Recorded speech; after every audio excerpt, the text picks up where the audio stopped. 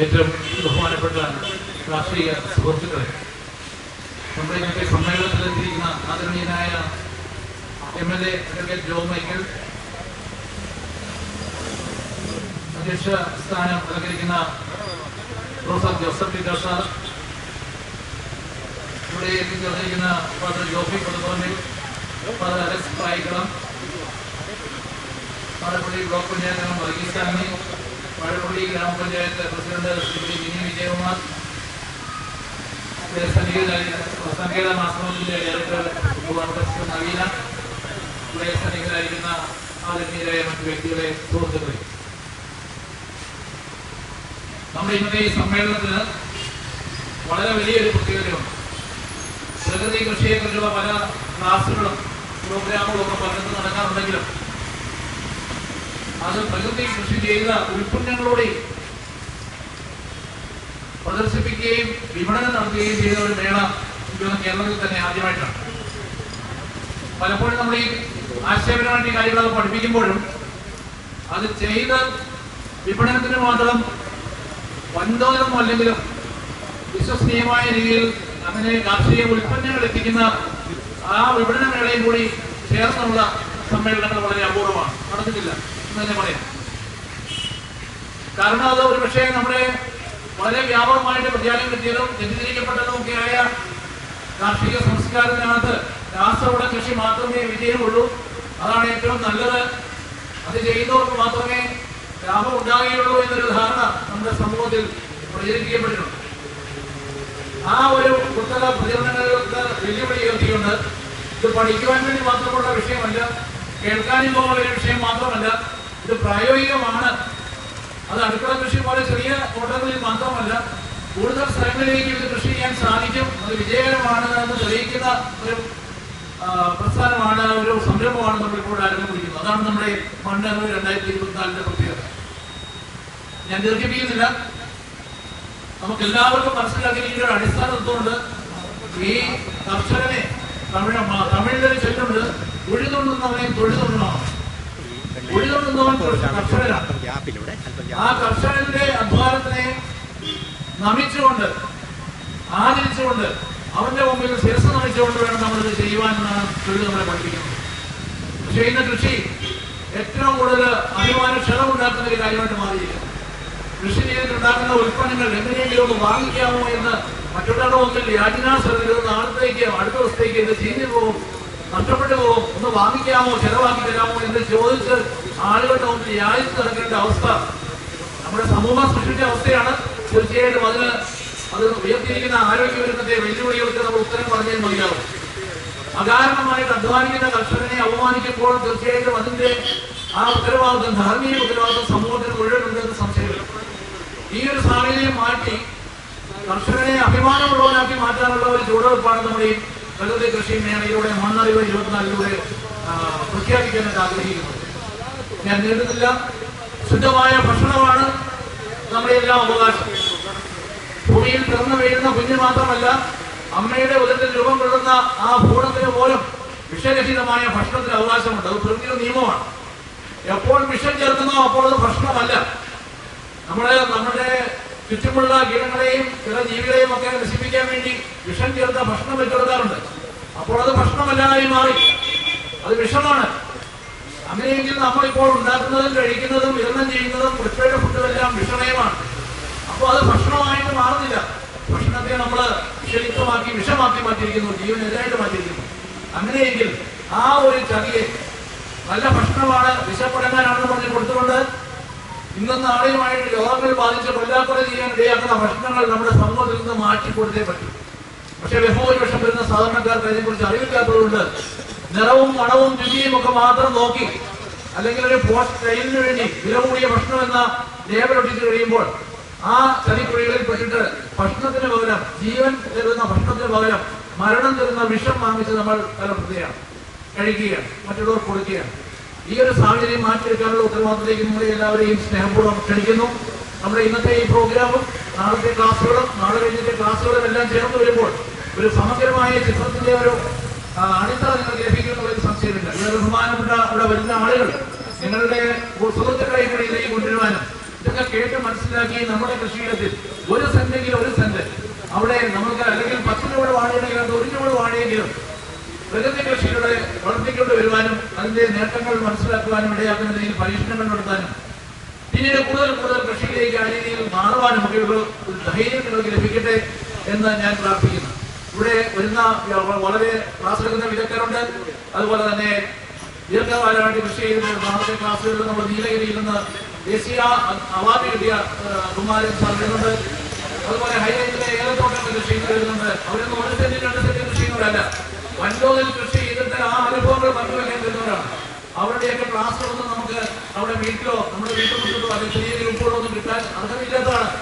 അവരുടെ വിലപ്പെട്ട സമയങ്ങളിൽ അവരുടെ വരുമ്പോൾ അതിന് പ്രയോജനം എടുക്കാൻ നിങ്ങൾ എല്ലാവരും സന്നദ്ധരാകണം, ശ്രമിക്കണം എന്ന് ഓർമ്മിച്ചുകൊണ്ട് ആ നന്മ മറ്റുള്ളവരിലേക്ക് കൂടി കൊടുക്കാൻ ശ്രമിക്കണമെന്ന് ഓർമ്മിച്ചുകൊണ്ട് ഞാൻ എൻ്റെ കടമയിലേക്ക് കിടക്കുന്നു. നമ്മുടെ ഇന്നത്തെ ഈ മീറ്റിംഗിൽ അധ്യക്ഷത വഹിക്കുന്നത് SP കോളേജിന്റെ റിട്ടയർഡ് പ്രിൻസിപ്പൽ വൈസ് പ്രിൻസിപ്പൽ ബഹുമാനപ്പെട്ട ജോസഫ് ടിറ്റോസ് ആണ്. അദ്ദേഹം ബോട്ടണി ഡിപ്പാർട്ട്മെന്റിന്റെ ഹെഡായിരുന്നു. വളരെ കാലങ്ങളായിട്ട് ഈ കൃഷി മേഖലയിൽ നിരന്തരമായിട്ട് ഞാൻ ഇപ്പോൾ ഇവിടെ പറഞ്ഞ പോലെ രാസവളവും രാസവിഷവും ഉപയോഗിക്കാത്ത പ്രകൃതി കൃഷിയിലേക്ക് നടത്തിക്കൊണ്ട് വരാനായിട്ട് വളർത്തുവാനായിട്ട് പരമാവധി ശ്രമിച്ചുകൊണ്ടിരിക്കുകയാണ്. ആ പ്രവർത്തനങ്ങളുടെ അനുഭവ സമ്പത്തോടെയാണ് സാറിന്റെ ദീർഘകാലം സസ്യശാസ്ത്ര വിഭാഗത്തോടെ അനുഭവ സമ്പത്തും പ്രകൃതി കൃഷിയുടെ സാധ്യതകളും തമ്മിൽ ചേർത്ത് വെച്ച് പഠിച്ചിട്ട് ആ അനുഭവ സമ്പത്തോടെയാണ് അദ്ദേഹം നമ്മോട് സംസാരിക്കാൻ എത്തിയിരിക്കുന്നത്. ഈ മീറ്റിംഗിൽ ജോസഫ് ടിറ്റോസ് സാറിനെ ഈ വേദിയിലേക്ക് സ്നേഹപൂർവ്വം ബഹുമാനത്തോടെ നിങ്ങളുടെ എല്ലാവരുടെയും അനുമതിയോടെ സ്വാഗതം ചെയ്യുന്നു. നമ്മുടെ ഈ സമ്മേളനം ഉദ്ഘാടനം ചെയ്യുന്നത് ചങ്ങനാശ്ശേരിയുടെ ആദരണീയനായ MLA അഡ്വക്കേറ്റ് ജോ മൈക്കിൾ സാറാണ്. നമ്മുടെ ഈ പ്രോഗ്രാമിനെ കുറിച്ച് പറഞ്ഞപ്പോൾ തന്നെ വളരെ താല്പര്യത്തോടെ മറ്റ് പല അസൗകര്യങ്ങളൊക്കെ അതൊക്കെ മാറ്റിവെച്ചിട്ട് ഞാനവിടെ വരും എന്ന് പറയുകയും വീണ്ടും നമ്മൾ ക്ഷണിക്കാൻ ചെന്നപ്പോഴും നേരിട്ട് കണ്ടില്ലെങ്കിലും വീണ്ടും സാറിന്റെ താല്പര്യം നമ്മളോട് കാണിക്കുകയും ചെയ്തു. തീർച്ചയായിട്ടും ഇതിവിടെ വിളിച്ചപ്പോൾ നമ്മൾ റെഡിയാകാനുള്ള താമസം ഉണ്ടായിരുന്നു. സാർ റെഡിയായിരുന്നു. സാർ വന്നു, സമയത്ത് വന്നു. നമ്മുടെ ഈ മീറ്റിംഗിന് ഈ സമ്മേളനം ഈ 3 ദിവസത്തെ പ്രോഗ്രാം ഉദ്ഘാടനം ചെയ്യാനായിട്ട് ഈ ഉദ്ഘാടന സമ്മേളനത്തിൽ ഏറ്റവും പ്രമുഖ വ്യക്തിയായിട്ട് നമ്മളോടുണ്ട്. നമ്മുടെ എല്ലാ ജീവൽ പ്രശ്നങ്ങളിലും നമ്മളോടൊപ്പം സഹകരിക്കുകയും നമ്മുടെ ആവശ്യങ്ങൾ അറിഞ്ഞുകൊണ്ട് അത് നിയമസഭയിൽ ഉന്നയിക്കുകയും ചെയ്യുന്ന ഒരു വ്യക്തിയാണ് അദ്ദേഹം നമുക്കറിയാം. തീർച്ചയായിട്ടും ഈ പ്രകൃതി കൃഷി മേഖലയിൽ ഉള്ള സാധ്യതകളെ കുറിച്ച് നിയമനിർമ്മാണങ്ങൾ നടത്തുവാനും കർഷകർക്ക് ആവശ്യമുള്ള എല്ലാ സഹായങ്ങളും എത്തിക്കുവാനും അദ്ദേഹത്തിന്റെ ഇടപെടലുകളോട് സാധിക്കട്ടെ എന്ന് പ്രാർത്ഥിക്കുകയും പ്രതീക്ഷിക്കുകയും ചെയ്തുകൊണ്ട് അത് ജോ മൈക്കിൾ സാറിനെ നമ്മുടെ MLA സ്നേഹപൂർവ്വം ഈ സമ്മേളനം ഉദ്ഘാടനം ചെയ്യാൻ ക്ഷണിക്കുന്നു. ബഹുമാനപ്പെട്ട ജോബി പുതുപ്പറമ്പിൽ നമ്മുടെ പുതിയ വില്ലേജിന്റെ എക്സിക്യൂട്ടീവ് ഡയറക്ടറാണ്. അദ്ദേഹം ഇവിടെ സജീവനാണ്. നമ്മൾ ഈ വേദിയൊക്കെ ചോദിച്ചപ്പോഴും ഒരു പ്രാവശ്യമല്ല, എത്ര തവണ വേണമെങ്കിലും എത്ര നാട് വേണമെങ്കിലും ഇവിടുത്തെ ഈ സ്ഥലവും കാര്യങ്ങളും ഒക്കെ നമ്മുടെ ഈ ഒരു സ്ഥിരമായിട്ടുള്ള വിപണന മേഖലയോ അല്ലെങ്കിൽ വിപണിയോ ഒക്കെ സംഘടിപ്പിക്കാൻ നമുക്ക് നേതൃത്വം കൊടുക്കാൻ സഹകരിക്കാമെന്ന് പറഞ്ഞുകൊണ്ട് നമ്മളൊരു പൂ ചോദിച്ചപ്പോൾ പൂന്തോട്ടം ചെയ്യാന്ന് പറയുന്നത് പോലെ ഹൃദയം തുറന്ന സഹകരണം നമുക്ക് വേണ്ടി തന്ന ജോബി പുതുപ്പറമ്പിനെ വളരെ സ്നേഹപൂർവ്വം ഈ സമ്മേളനത്തിലേക്ക് സ്വാഗതം ചെയ്യുന്നു. ഇവിടെ സന്നിഹിതനാണെങ്കിലും നബാർഡിന്റെ DDM രഞ്ജി വൈകിട്ട് സാറാണ് നമ്മുടെ ഈ പ്രോഗ്രാം സംഗീത ആശ്രമത്തിന്റെ ആശ്രമിക്കുന്നതിൽ കൃഷി കൂട്ടായ്മ രൂപീകരിക്കാൻ വേണ്ടിയുള്ള എല്ലാ സപ്പോർട്ടും നമുക്ക് തരുന്നു. നബാർഡിന്റെ സ്കീമിൽപ്പെടുത്തി കർഷകരെ സംഘടിപ്പിക്കാനും അവർക്ക് വേണ്ടി പ്രോഗ്രാം അവതരിപ്പിക്കാനും അവരുടെ ആവശ്യങ്ങൾ ചർച്ചയിലൂടെ മനസ്സിലാക്കി വലിയ പ്രൊജക്ടുകൾ തയ്യാറാക്കാനും ഒക്കെ നമ്മൾ പ്രതീക്ഷിക്കുന്നതിനേക്കാൾ വലിയ സഹകരണവും നിർദ്ദേശങ്ങളുമാണ് സാർ തന്നുകൊണ്ടിരിക്കുന്നത്. അദ്ദേഹത്തിന് കോട്ടയത്ത് വേറൊരു പ്രോഗ്രാം ഉണ്ട്. ആ പ്രോഗ്രാമിൽ പങ്കെടുത്തതിന് ശേഷം ഏതെങ്കിലും സമയത്ത് വരുമെന്നാണ് പറഞ്ഞിരിക്കുന്നത്. സാധിക്കുമെങ്കിൽ ഉദ്ഘാടന സമ്മേളനത്തിന്റെ സമയത്ത് തന്നെ എത്തുമെന്നും അതിന് എന്തെങ്കിലും അസൗകര്യം ഉണ്ടെങ്കിൽ യാത്രയുടെ ബുദ്ധിമുട്ടുണ്ടെങ്കിൽ ഏതെങ്കിലും സമയത്ത് വന്നിരിക്കുമെന്ന് അദ്ദേഹം വാങ്ങിയിട്ടുണ്ട്. അദ്ദേഹത്തിന്റെ സാന്നിധ്യത്തിൽ വളരെ സ്നേഹപൂർവ്വം അദ്ദേഹത്തെ നിങ്ങളുടെ എല്ലാവരുടെ അനുമതിയോടെ ഈ സമ്മേളനത്തിലേക്ക് സ്വാഗതം ചെയ്യും. ശ്രീമതി മിനി വിജയകുമാർ വാഴപ്പള്ളി ഗ്രാമപഞ്ചായത്ത് പ്രസിഡന്റാണ്. നമ്മൾ ഈ പ്രോഗ്രാമിനെ വിളിച്ചപ്പോഴേ ഇത് നിങ്ങൾ എന്നോട് പ്രത്യേകിച്ച് പറയണമെന്നില്ല, ഒരു നോട്ടീസ് അയച്ചിരുന്നാലും മതി, അതുപോലെ ഇല്ലെങ്കിൽ ഞാൻ വന്നുകൂടാ എന്ന് പറഞ്ഞുകൊണ്ട് വളരെ കൃത്യമായിട്ട് നമ്മളുടെ കാര്യം അന്വേഷിക്കുകയും ഇവിടെ നേരത്തെ തന്നെ വന്ന പ്രോഗ്രാം നല്ലതായോ എന്ന് അന്വേഷിച്ചിട്ട് ആ ഔദ്യോഗിക തിരക്കൊക്കെയിൽ വന്ന് നമ്മുടെ ഈ ഇവിടുത്തെ എക്സിബിഷൻ ഉദ്ഘാടനം ചെയ്യാൻ വേണ്ടിയിരിക്കുന്ന വാഴപ്പള്ളി ഗ്രാമപഞ്ചായത്ത് പ്രസിഡന്റ് ശ്രീ വിജയ വിജയകുമാറിനെ വളരെ സ്നേഹപൂർവ്വം ആദരപൂർവ്വം ഈ സമ്മേളനത്തിലേക്ക് സ്വാഗതം ചെയ്തു. വാഴപ്പള്ളി ബ്ലോക്ക് പഞ്ചായത്താണ് ശ്രീ വർഗീസ് സാറിനെ എല്ലാവരുടെയും സുഹൃത്തും എല്ലാ കാര്യങ്ങളിലും നമ്മുടെ പ്രവർത്തനം സഹകാരിയുമാണ്. ഏത് നല്ല കാര്യം പറഞ്ഞാലും അതുപോലെ നമ്മളുടെ മനസ്സിൽ ചിന്തിക്കാത്ത നല്ല കാര്യങ്ങൾ നമ്മൾ ഇന്നപോലെ ചെയ്താൽ കൊള്ളാമല്ലോ എന്നത് ശ്രമിക്കുകയും ചെയ്യുക എന്ന് പറഞ്ഞുകൊണ്ട് എപ്പോഴും ഊർജ്ജസ്വലമായി നമ്മുടെ കയ്യിലുള്ള വർഗീസ് സാറിനെ ഇവിടുത്തെ കാർഷിക ശില്പശാല 3 ദിവസത്തെ ശില്പശാലയാണ്. അതിന്റെ ഉദ്ഘാടനത്തിന് വേണ്ടിയാണ് അദ്ദേഹം എത്തിയിരിക്കുന്നത്. വളരെ സ്നേഹപൂർവ്വം ആ ജനകീയനായ നേതാവിനെ സമ്മേളനത്തിൽ സ്വാഗതം ചെയ്യും.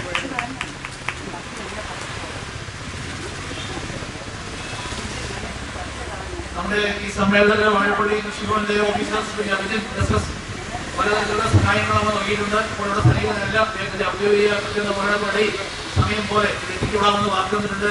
അദ്ദേഹത്തിന്റെ അഭാവത്തിൽ അദ്ദേഹത്തെയും സ്നേഹപൂർവ്വം സ്വാഗതം ചെയ്യുന്നു.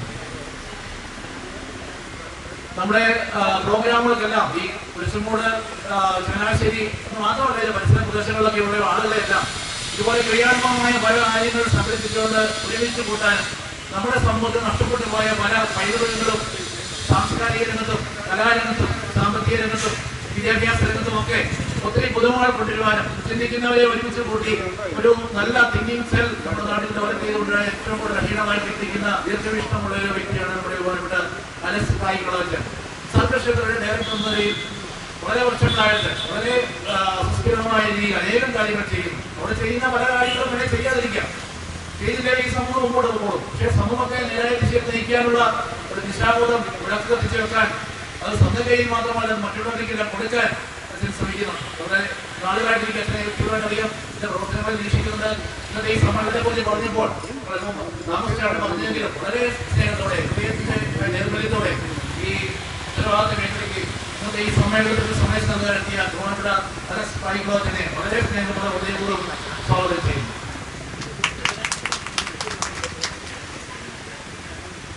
ഇവിടെ വന്നിരിക്കുന്ന നിങ്ങളെ ഏവരെയും സംഘടന ഞങ്ങളെയും നമ്മുടെ ബഹുമാനപ്പെട്ട സഹോദരിമാരും നാടൻ പാട്ട് അവതരിപ്പിക്കാൻ എത്തിയിട്ടുണ്ട്. അതുപോലെ തന്നെ ഇത് കേട്ടറിഞ്ഞു വന്ന ഒത്തിരി പേരുണ്ട്. ഈ ഒരു നന്മയുടെ തിരി ഇപ്പോഴും നമ്മുടെ മനസ്സിൽ കേട്ടുപോയിട്ടില്ല എന്നുള്ളതാണ് മീഡിയ പേഴ്സൺസ് ഉണ്ട്. തീർച്ചയായിട്ടും അവരെ എല്ലാവരെയും ഹൃദയപൂർവ്വം സ്വാഗതം ചെയ്തുകൊണ്ട് ഞാൻ നേതൃത്വത്തിൽ നിന്ന് ഒരുമിക്കുന്നു. നമുക്ക് നമ്മുടെ പ്രധാന പ്രോഗ്രാമുകളിലേക്ക് ഇറങ്ങാം.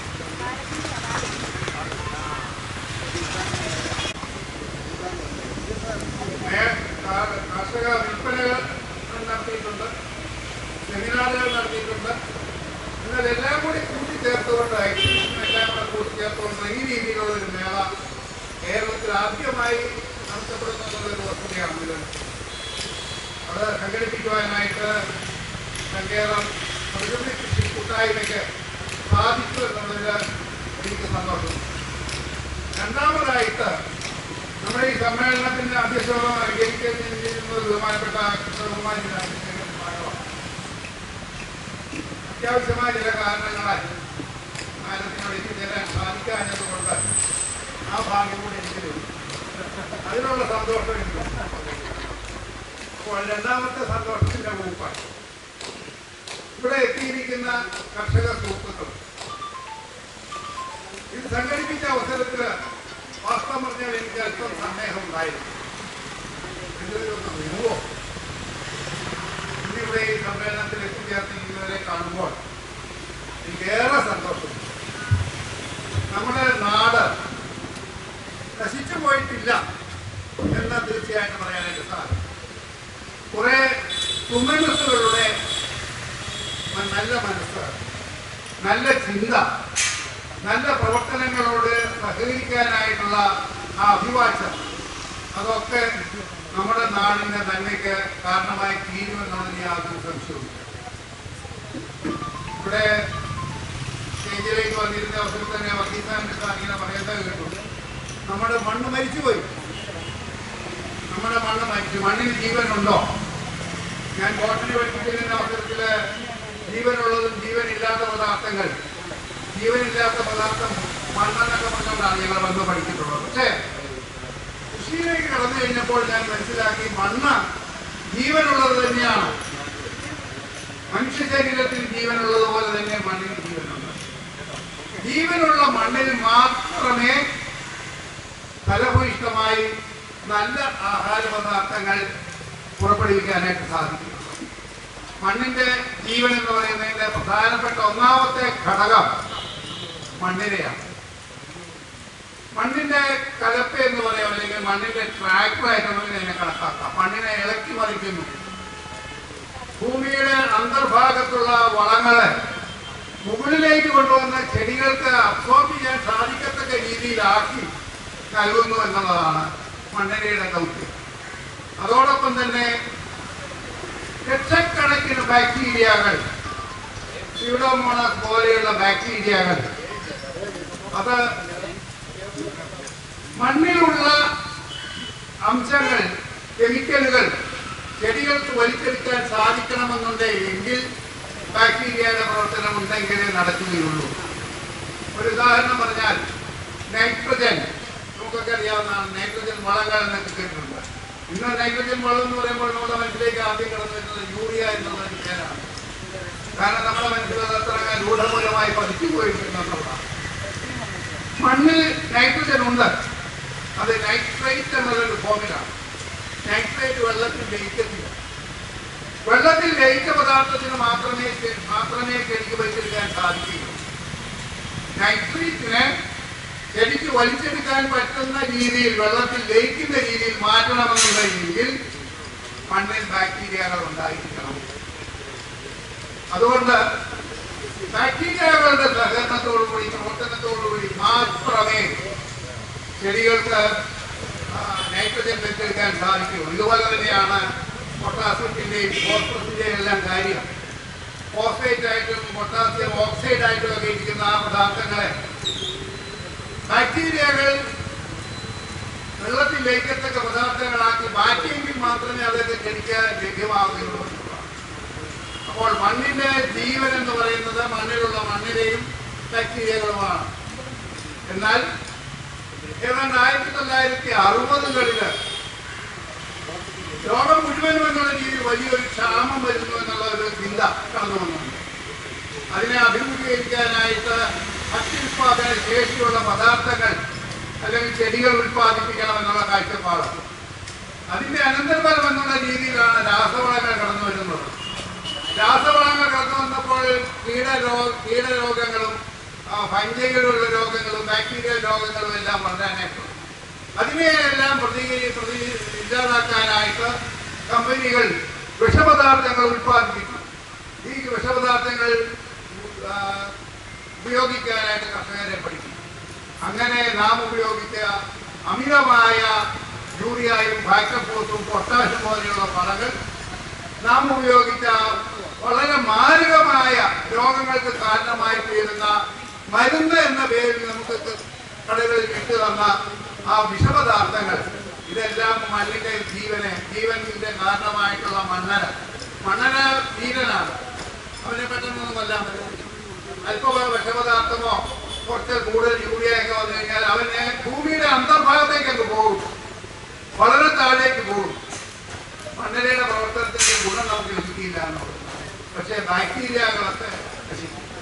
പിന്നീട് ഈ ബാക്ടീരിയ ഇല്ലാത്ത, മണ്ണരയില്ലാത്ത മണ്ണ്, അതാണ് മരിച്ച മണ്ണ്, കൃഷി ചെയ്യാൻ കൊള്ളാത്ത മണ്ണ്, ഭാവിയിൽ ഒരു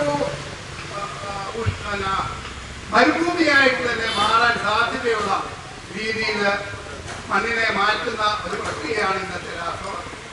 ഇതിനുള്ള ഒരു പ്രതിവിധി എന്നുള്ള രീതിയിലാണ് പലേക്കർ എന്ന് പറയുന്ന കൃഷിശാസ്ത്രജ്ഞൻ രാജ്യം അദ്ദേഹത്തെ ആദരിച്ചിട്ടുണ്ട്. അവാർഡുകൾ നൽകി ആദരിച്ചിട്ടുണ്ട്. പല പല അവാർഡുകൾ അദ്ദേഹത്തിന് ലഭിച്ചിട്ടുണ്ട്. പത്മവിഭൂഷൺ നൽകി അദ്ദേഹത്തെ ആദരിച്ചിട്ടുണ്ട്. അദ്ദേഹത്തിന്റെ ദീർഘനാളത്തെ പരിശ്രമം, പഠനം, സ്വന്തം ജീവൻ തന്നെ വേണ്ടിയിട്ട് സമർപ്പിച്ചുകൊണ്ടുള്ള പ്രവർത്തനങ്ങളാണ് പ്രകൃതി കൃഷി എന്ന് പറയുന്ന ഈ പുതിയ സംരംഭത്തിലേക്ക് കടന്നു വന്നത്. അതിനെക്കുറിച്ച് ഞാൻ കൂടുതൽ ഇപ്പോൾ തുടർന്നുള്ള ക്ലാസ്സുകളിലൊക്കെ വരുന്നുണ്ട്. ഇപ്പോൾ ഞാൻ പറയാനായിട്ട് ആഗ്രഹിക്കുന്നില്ല. ഏതായാലും പലേക്കർ വിഭാവനം ചെയ്ത പ്രകൃതി കൃഷി, അതിനെക്കുറിച്ച് പൊതുജന മധ്യത്തിൽ ഒരു ആശയം നൽകാനും ഈ പ്രകൃതി കൃഷിയുടെ ഗുണഫലങ്ങൾ എന്താണെന്ന് അറിയിക്കാനും പ്രകൃതി കൃഷിയിലൂടെ കർഷകർ ഉൽപ്പാദിപ്പിച്ച പദാർത്ഥങ്ങൾ മാർക്കറ്റിൽ ലഭ്യമാക്കാനുമുള്ള ഒരു സംരംഭമാണ് ഇന്നത്തെ ഈ പ്രോഗ്രാമിലൂടെ നമ്മൾ പ്രവർത്തിക്കുന്നത്. ഞാൻ ദീർഘിപ്പിക്കുന്നില്ല. എല്ലാവർക്കും സന്തോഷത്തോടുകൂടി തന്നെ നന്ദി പറയാൻ പിന്നീട് വരും. എന്നാലും ഇതിലൊരു എളിയ പ്രവർത്തകൻ എന്നുള്ള രീതിയിൽ ഇതിൽ സഹകരിച്ച എല്ലാവർക്കും ആത്മാർത്ഥമായ ഹൃദയത്തിന്റെ ഭാഷയിൽ നന്ദി പറഞ്ഞുകൊണ്ട് ഞാൻ എൻ്റെ വാക്കുകൾ നിർത്തട്ടെ. നന്ദി, നമസ്കാരം.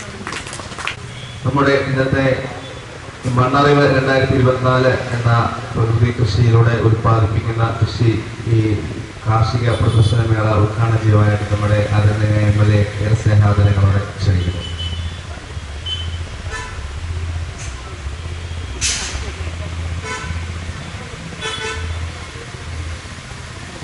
മണ്ണറിവ് 2024 കൃഷി കാർഷിക മേളയുടെ ഈ ഉദ്ഘാടന സമ്മേളനത്തിൽ അധ്യക്ഷത വഹിക്കുന്ന ബഹുമാന്യനായ പ്രൊഫസർ ജോസഫ് ചിത്ര സാറ്, മുൻ വൈസ് പ്രിൻസിപ്പൽ SP കോളേജ്, നമ്മുടെ സഹകരണ ബഹുമാന്യ തോമസ് മന്ത്രി സാറ്, മുൻ ഹയർ സെക്കൻഡറി പ്രിൻസിപ്പളാണ്. ഇവിടെ സന്നിഹിതനായിട്ടുള്ള ഗവൺമെന്റുകളുടെ ഉദ്ഘാടകർ നിർവഹിക്കുന്ന ഫാദർ ജോഷി വില്ലേജ്, നമ്മുടെ അലക്സ് പായ്ക്കോമച്ചൻ, പ്രിയപ്പെട്ട പഞ്ചായത്ത് പ്രസിഡന്റ് മിനി വിജയകുമാർ, വർഗീസ് സാറ്, മറത്തിൽ ബ്ലോക്ക് പഞ്ചായത്ത് അംഗം, ഇവിടെ സന്നിഹിതരായിട്ടുള്ള മറ്റ് ബഹുമാന്യ വ്യക്തികളെ, പ്രിയമുള്ള കർഷക സുഹൃത്തുക്കള്, പ്രിയമുള്ള സംഘാടകര്, പ്രിയമുള്ളവർ, ഇന്നും നാളെയും നാളെ കഴിഞ്ഞും വ്യാഴം വെള്ളി ശനി ദിവസങ്ങളായി നമ്മുടെ കോരന്താനം സങ്കേതം ആശ്രമത്തിൻ്റെയും അതോടൊപ്പം തന്നെ പ്രഗതികൃഷി കൂട്ടായ്മയുടെ നേതൃത്വത്തിലും നബാർഡിൻ്റെ സഹകരണത്തിന് പാലപ്പള്ളി കൃഷിഭവൻ്റെയും റേഡിയോ മീഡിയ വില്ലേജിൻ്റെയും ക്ഷേത്രങ്ങളൊക്കെ സഹകരണത്തോടെ സംഘടിപ്പിച്ചിരിക്കുന്ന വിപുലമായ നല്ല ഒരു പരിപാടിയാണ്, ഉദ്ഘാടനമാണ് ഇന്നിവിടെ നടക്കുന്നത്.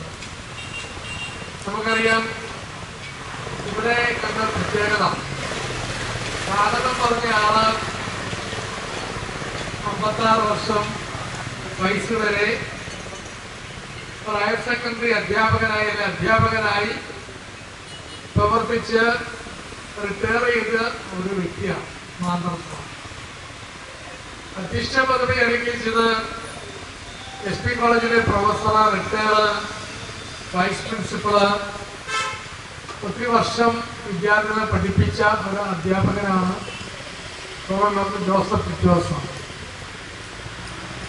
വർഗീസ് ഒരു വളരെ ഒരു അധ്യാപകനാണ്. അപ്പൊ ഇവിടെ കണ്ട പ്രത്യേകത, കൃഷിക്കാരൊരു പ്രത്യേക വർഗമായി നമുക്ക് കണക്കാക്കാൻ പറ്റില്ല. ഞാൻ ഇന്നലെ കുട്ടനാട്ടിൽ ഒരു നെൽകർഷക മീറ്റിംഗിൽ പങ്കെടുത്തപ്പോൾ ഞാൻ പറഞ്ഞു, ലോകത്തെ കൃഷിക്കാരെ ഒഴിച്ചു നിർത്തി ഒരു മനുഷ്യന് ജീവിക്കാൻ സാധ്യമല്ല.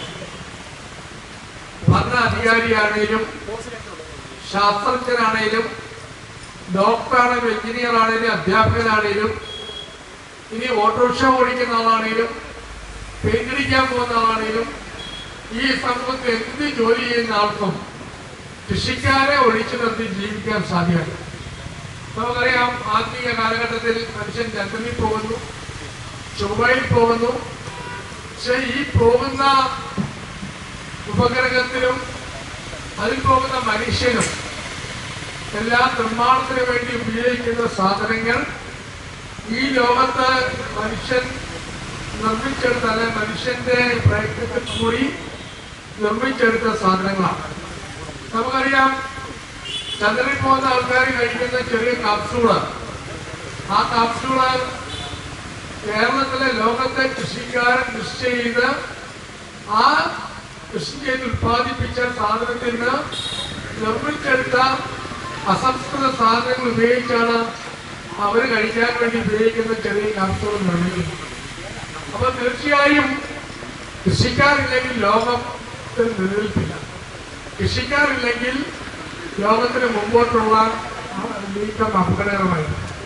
അതുകൊണ്ടാണ് കൃഷിക്കാരാണ് ലോകത്തിന്റെ നട്ടല്ല എന്ന് നമ്മളെല്ലാവരും സൂചിപ്പിക്കുന്നതും വിശേഷിപ്പിക്കുന്നത്.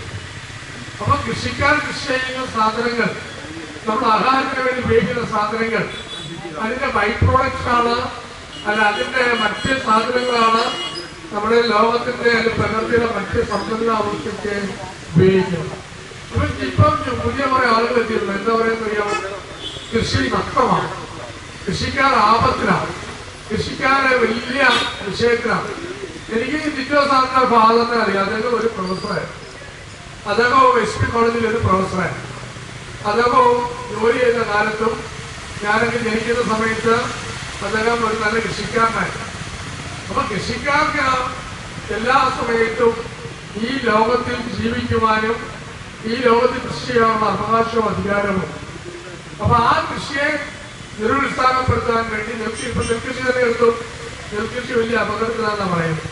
അപ്പൊ ഇവിടെ ഒരു വിദ്യാസാധനം ചോദിച്ചാൽ പറയും, സാറേ ഈ വർഷത്തെ കൃഷി എങ്ങനെ ഉണ്ടായിരുന്നു? ഈ വർഷത്തെ കൃഷി വലിയ നഷ്ടമാണ്, കഴിഞ്ഞ വർഷത്തെ കൃഷി വലിയ കുഴപ്പമില്ല.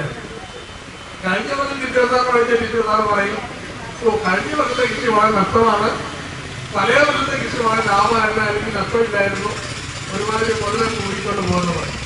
അത് എൻ്റെ അപ്പനും നല്ലൊരു കൃഷിക്കാരനാണെന്ന് അറിയാം. ഞങ്ങൾ കുടുംബങ്ങളൊക്കെ കൃഷി ജീവിക്കുന്നവരാണ്. അപ്പോൾ കൃഷിക്കാരെ സംബന്ധിച്ച് കൃഷിക്കാരുടെ മനസ്സിൽ ഇടിച്ചു കളയുന്ന നമ്മുടെ തലമുറ, നമ്മുടെ മക്കളെ, സാറിന് ഇപ്പം എനിക്ക് 10-25 വയസ്സുണ്ട്. സാർ ഉൾപ്പെടെയുള്ള ആളുകൾ ഈ ഭൂമത്തിൽ നിന്ന് മാറുമ്പോൾ നമ്മൾ അടുത്ത തലമുറ കൃഷിയിലേക്ക് വരണം.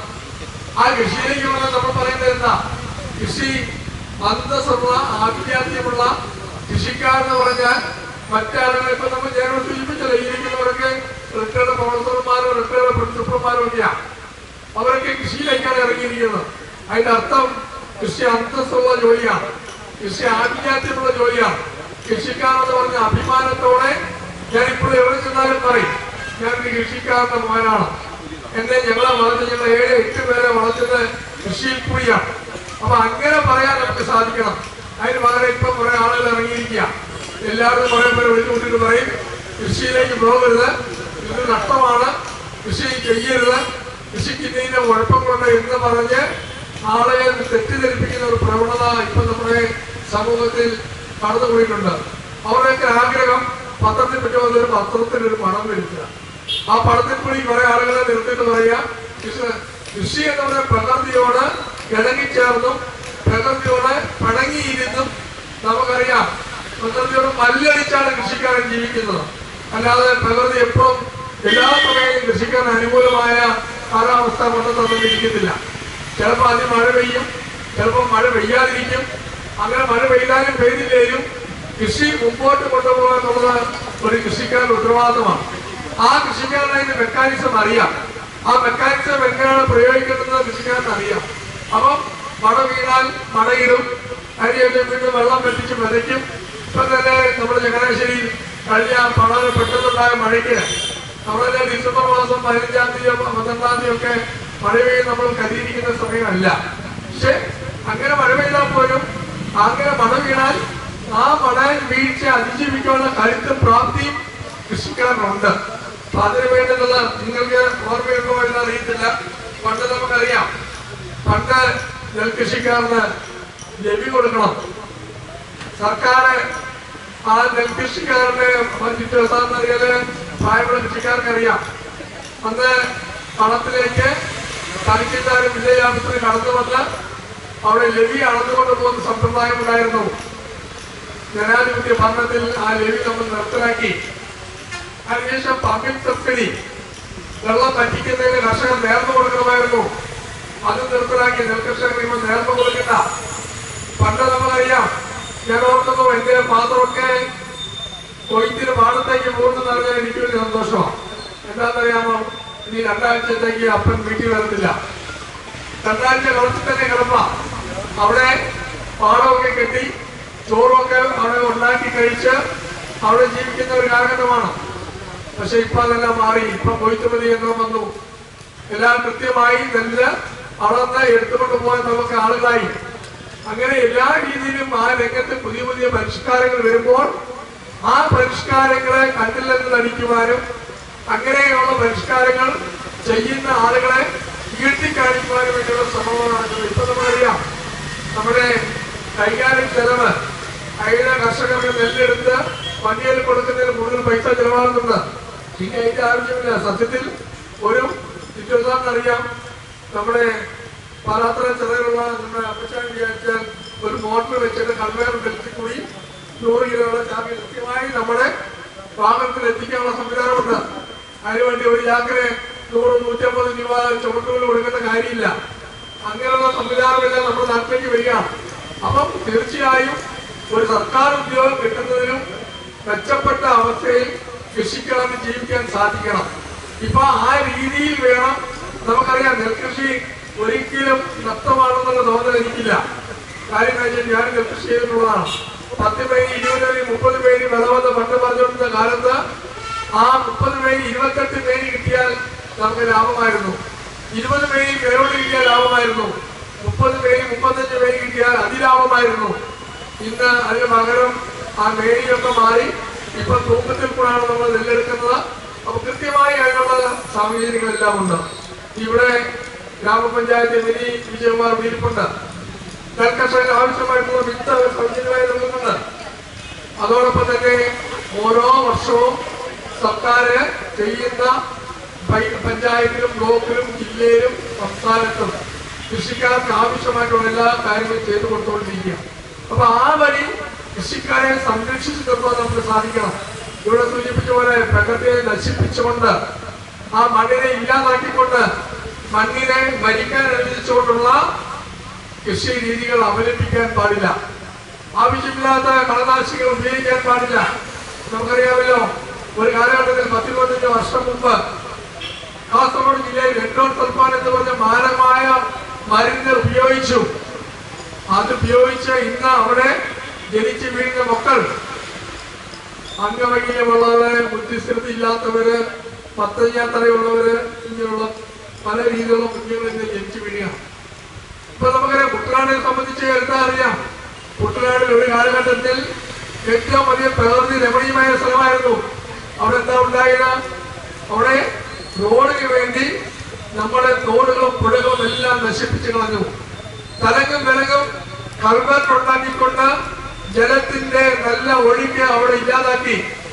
അതുകൊണ്ട് ഇപ്പം കുട്ടനാടെന്ന് ശുദ്ധീകരിച്ചെടുക്കുവാൻ, അല്ലെങ്കിൽ നമുക്കറിയാം വേലിയേറ്റം ഉണ്ടാകുമ്പോൾ വേലിയിറക്കമുണ്ടാകുമ്പോൾ ആ കുട്ടനാട്ടിലെ അഴുക്കും എല്ലാം ശുദ്ധീകരിച്ച് ഉപ്പുവെള്ളം കയറി ഓരിവെള്ളം കയറി ശുദ്ധീകരിച്ച് പൊയ്ക്കൊണ്ടിരുന്നതാണ്. അപ്പൊ ഇപ്പൊ അവിടെ തലങ്ങും വിലങ്ങും റോഡുണ്ടാക്കി ആളുകൾക്ക് ഓട്ടം എല്ലാവരും കാളിയെല്ലാവരും എല്ലാം ഉണ്ടാക്കിയിട്ട് ഇന്ന് നമ്മൾ പരിതപിക്കുകയാണ്. അപ്പൊ ഇങ്ങനെയുള്ള നമ്മുടെ സമൂഹത്തിലെ കാര്യങ്ങൾ ചെയ്യുമ്പോൾ പ്രകൃതിക്ക് അനുയോജ്യമായ രീതിയിൽ, പ്രകൃതിക്കിണങ്ങുന്ന രീതിയിൽ, പ്രകൃതിയോട് സംയുക്തപ്പെട്ടുകൊണ്ടുള്ള വികസന പ്രവർത്തനങ്ങളും പ്രകൃതിയോട് ഇണങ്ങിച്ചൊന്ന് മനുഷ്യന് ഉപദ്രവമില്ലാത്ത കാര്യങ്ങൾ മാത്രമേ ചെയ്യാൻ പാടുള്ളൂ. ഞാൻ ഈ മണ്ണറിവിനുള്ള 2024 ഈ പരിപാടിയെ ഞാൻ അഭിനന്ദിക്കുകയാണ്. ഇവിടെ നല്ല കാര്യങ്ങൾ ചർച്ച ചെയ്യാൻ പോകുന്നു. ചർച്ച ചെയ്യുമ്പോൾ ഒരു കാര്യം പ്രത്യേകം ഓർക്കണം.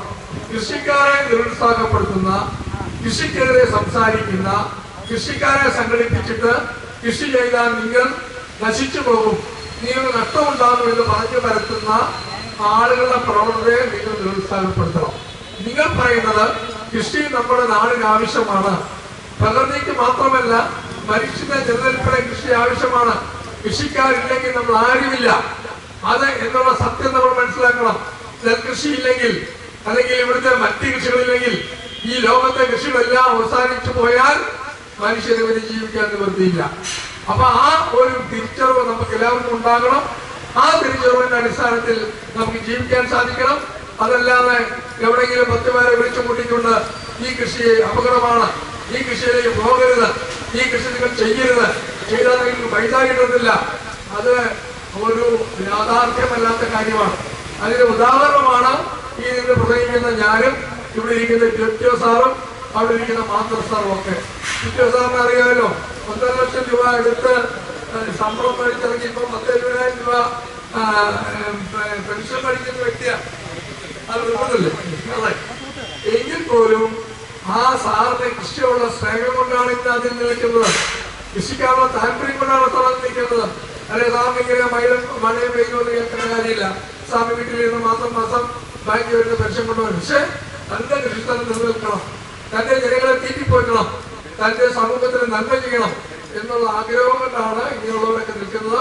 അപ്പൊ അവരെയൊക്കെ നിരുത്സാഹപ്പെടുത്തുന്ന സമരങ്ങളും അവരെയൊക്കെ നിരുത്സാഹപ്പെടുത്തുന്ന രീതികളും നമ്മുടെ സമൂഹത്തിൽ ഉണ്ടാകാൻ പാടില്ല.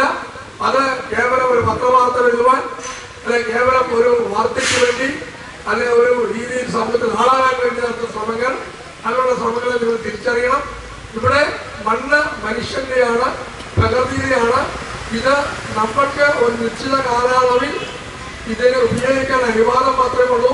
നമുക്ക് 60 വയസ്സ് വരെ 70 വയസ്സ് വരെ 80 വയസ്സ് വരെ ഈ മണ്ണ് ഉപയോഗിക്കാൻ പറ്റത്തുള്ളൂ. ഇതിനുശേഷം അടുത്ത തലമുറയ്ക്ക് ഈ മണ്ണ് കൈമാറേണ്ടതാണ്.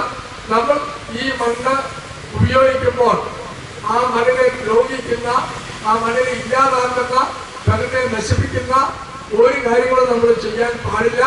അങ്ങനെ ചെയ്ത് അമിതമായ ലാഭത്തിന് വേണ്ടി നമ്മൾ അങ്ങനെ ചെയ്യാൻ ശ്രമിക്കുമ്പോൾ നമ്മളെ തന്നെയാണ് നമ്മൾ ഇല്ലാതാക്കുന്നുള്ള തിരിച്ചറിവുണ്ടാവണം എന്ന് മാത്രം സൂചിപ്പിച്ചുകൊണ്ട് ഈ പരിപാടി ഉദ്ഘാടനം ചെയ്യുമെന്ന് അറിയിച്ചുകൊണ്ട് ഞാൻ വാക്കിന് വെക്കുന്നു. നന്ദി, നമസ്കാരം.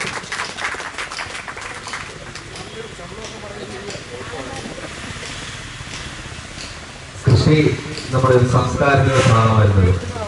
ഈ സംസ്കാരത്തിന്റെ ഓർമ്മകളിലേക്ക് നമ്മളെ കൊണ്ടുപോകാനായിട്ട് നാടൻ പാട്ടുമായി ഇവിടെ നമ്മുടെ സഹോദരിമാരെത്തി. മണ്ണൂർ 24 പ്രകൃതി കൃഷി കാർഷിക മേളയുടെ അധ്യക്ഷപദം അലങ്കരിച്ച ഞങ്ങളുടെ ഏറ്റവും പ്രിയങ്കരനായ ടീച്ചർ സാറ്, ഉദ്ഘാടനം നടത്തിയ ഏറ്റവും ബഹുമാന്യായ MLA Shri advocate Jomy Flower, ശിവണമേള ഉദ്ഘാടനം ചെയ്യുന്ന ഫാദർ ജോബി അച്ഛ, കാർഷിക ശില്പശാല ഉദ്ഘാടനം ചെയ്യുന്ന നമ്മുടെ ബ്ലോക്ക് മെമ്പർ ശ്രീ വർഗീസാനി അവർ, അലക്സ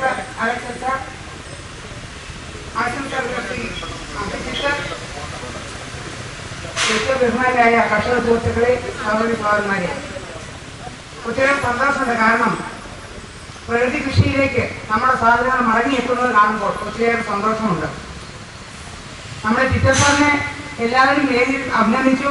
ഞാൻ ഏറ്റവും കൂടുതൽ പറഞ്ഞു. കാരണം പഞ്ചായത്ത് ആഴ്ചയിൽ ഒന്നെങ്കിലും കാർഷിക നമ്മുടെ വിഷുവിലെത്തുന്ന ഒരേ ഒരു വ്യക്തിയാണ് ടീച്ചർ സാറ്. 75 വയസ്സാണ് ഇവിടെ പറഞ്ഞത്. പറയാൻ വേണമെങ്കിലും ആ പ്രായത്തിലും 17 വയസ്സുകാരൻ്റെ ഉണർവോടും കല്യാണത്തോടും ആരോഗ്യത്തോടും കൂടി ടീച്ചർ സാറിന് സമൂഹത്തെ തന്നെ നന്മയിലേക്ക് നയിക്കുവാനും പ്രകൃതി കൃഷിയിലേക്ക് നയിക്കുവാനും ഒക്കെ മനസ്സും തന്റേടവും അതിനുവേണ്ടിയുള്ള ഒരു ഒരുക്കങ്ങളും എല്ലാം ഉണ്ട്. ഈയിടെയും വഴപ്പള്ളി പഞ്ചായത്തിനെ മൊത്തമായിട്ടെടുത്ത് ഒരു പ്രകൃതി കൃഷിയുടെ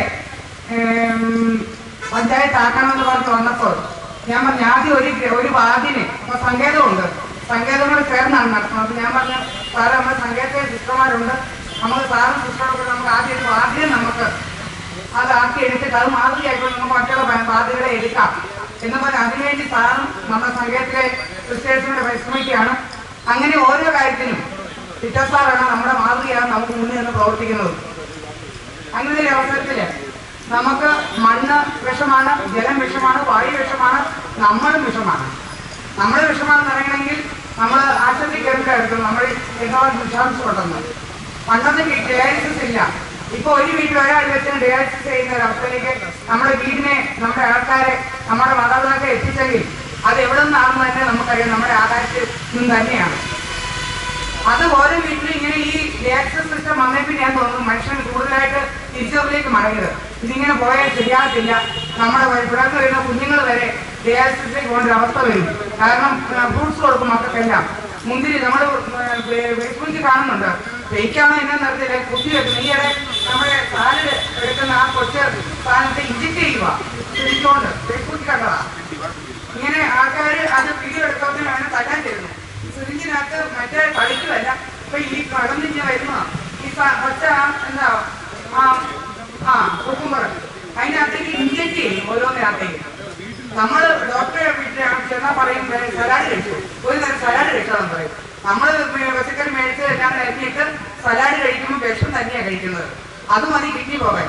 ഇതൊന്നും കഴിക്കാതെ കിട്ടുവാണെങ്കിൽ അത്രയും വിഷം ഉള്ളിൽ ചെല്ലത്തില്ലെന്ന് എനിക്ക് തോന്നുന്നത്.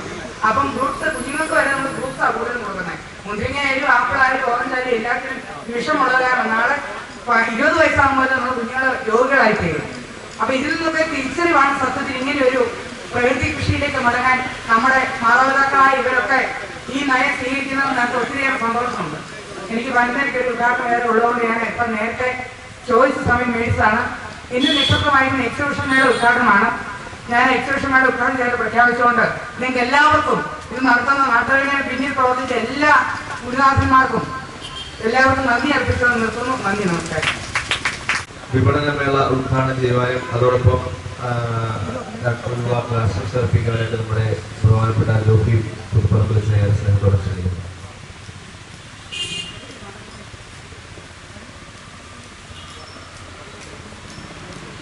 മണ്ണറിവ് 2024 കാർഷിക കൂട്ടായ്മയുടെ അധ്യക്ഷൻ പദവി അലങ്കരിക്കുന്ന പ്രൊഫസർ ജോസഫ് ചിറ്റോ സാർ, ബഹുമാനപ്പെട്ട അലക്സ് അച്ഛൻ, വർഗീസ് ആന്റണി സാറ്, സ്വാഗതം ആശംസിച്ച തോമസ് ജെ മാന്തറ സാറ്, വേദിയിലും സദസ്സിലും ഇരിക്കുന്ന വിശിഷ്ട വ്യക്തികളെ നിങ്ങൾക്ക് എല്ലാവർക്കും ഏറെ സ്നേഹത്തോടെ ഈ ദിനത്തിന്റെ ആശംസകൾ ഞാൻ ആദ്യം തന്നെ നേരുകയാണ്. മണ്ണിനെ സ്നേഹിക്കുന്ന ഇത്രയും ആളുകളുണ്ട് എന്നറിയുന്നതിലാണ് വലിയ സന്തോഷം. നിങ്ങൾക്ക് എല്ലാവരും നന്മകളും നേരുകയാണ്. ഒരു മാസം മുമ്പ് ചിറ്റൂർ സാറ് ഒരു കൂട്ടം ആളുകളുമായി എൻ്റെ അടുത്ത് വന്ന് ഇത്തരത്തിലെ ഒരു ചടങ്ങ് ഇവിടെ നടത്താൻ ആഗ്രഹിക്കുന്നു എന്ന് പറഞ്ഞപ്പോൾ കണ്ണും പൂട്ടി ആദ്യമേ തന്നെ എന്ത് കാര്യവും ഇവിടെ ചെയ്യാൻ പറ്റും എന്ന് ഞാൻ സാറിനോട് പറയുകയായിരുന്നു.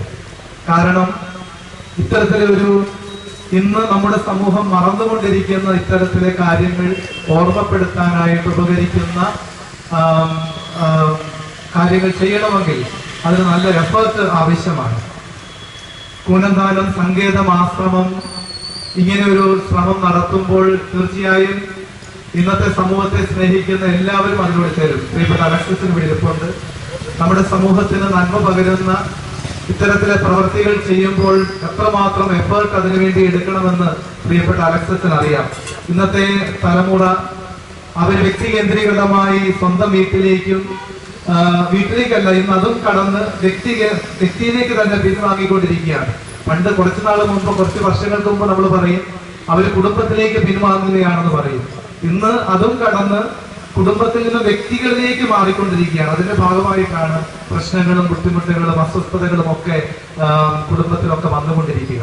അത്തരത്തിലൊരു കാലഘട്ടത്തിൽ പൊതുസമൂഹത്തിന് നന്മ പകരുന്ന കാര്യങ്ങൾ ചെയ്യാൻ ഒരുപറ്റം ആളുകൾ ഇറങ്ങിത്തിരിക്കുന്നു. അതിന് ജനങ്ങളെ കൂട്ടുന്നു എന്നത് വളരെ ശ്രദ്ധേയമായ കാര്യമാണ്. അതിന് ഒരുപാട് എഫേർട്ട് ഇന്ന് അനിവാര്യവുമാണ്. അതുകൊണ്ട് ഈ എഫേർട്ട് എടുക്കുന്ന എല്ലാവരെയും ആദ്യം തന്നെ ഞാൻ അനുമോദിക്കാനായിട്ട് ആഗ്രഹിക്കുകയാണ്. നിങ്ങൾക്ക് എല്ലാവിധ നന്മകളും ഏറെ സ്നേഹത്തോടെ നേരുകയാണ്. അതോടൊപ്പം ഇനി തുടർന്ന് എല്ലാ മാസവും ഇത്തരത്തിലെ വിപണന മേള ഇവിടെ നടത്തണം എന്ന് കൂടി ഞാൻ ഈ അവസരത്തിൽ നിങ്ങളെ ഓർമ്മപ്പെടുത്താനായിട്ട് ആഗ്രഹിക്കുകയാണ്.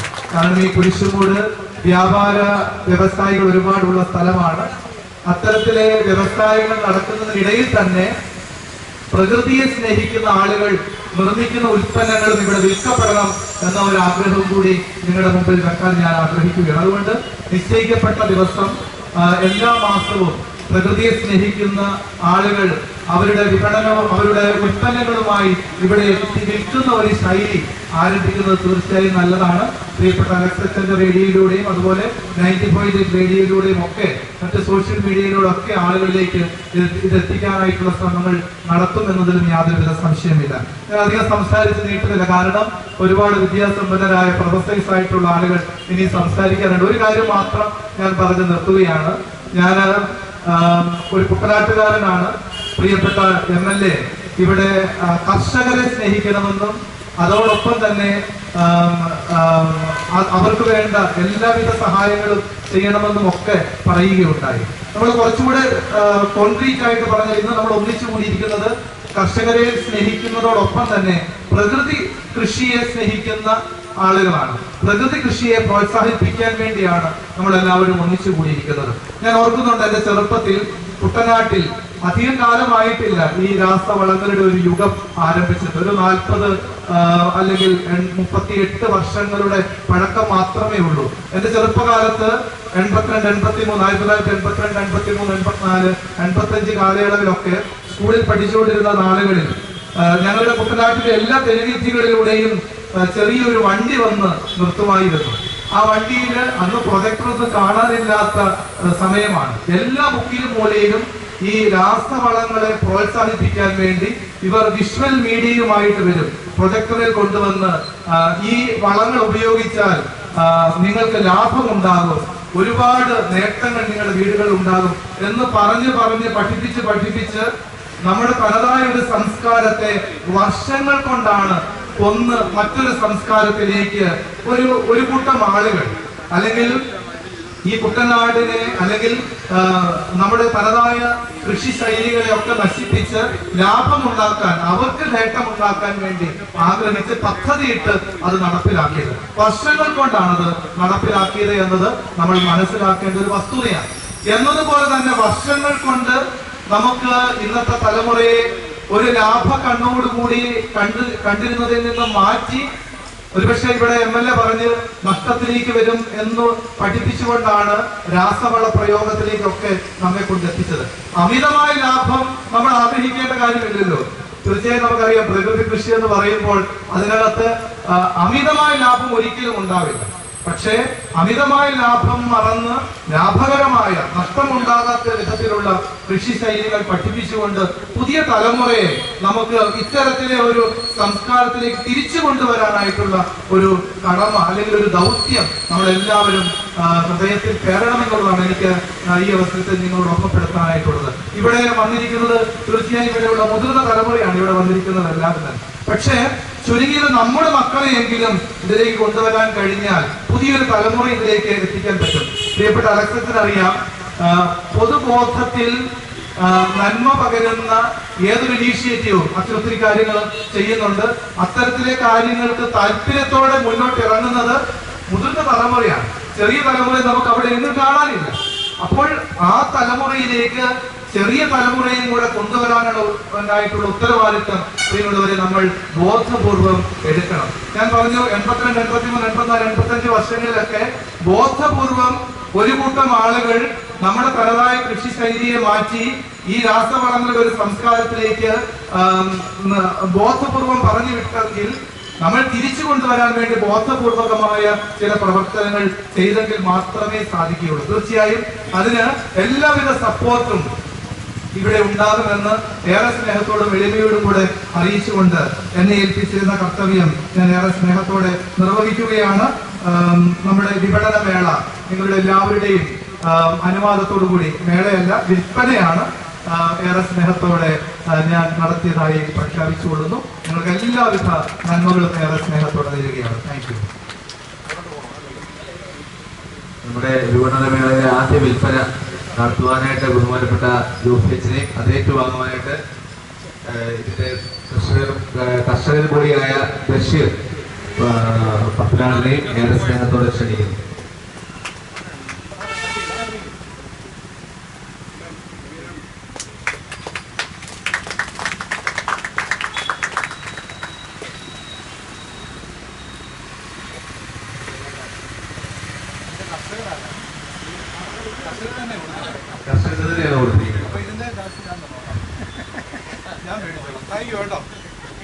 ഇനി എല്ലാ മാസവും നടക്കണം കേട്ടോ, അതാണ് എന്റെ അഭ്യർത്ഥന. Thank you. അടുത്തതായിട്ട് നമുക്ക് ആശംസ അർപ്പിക്കുവാനായിട്ട് സർവീസ്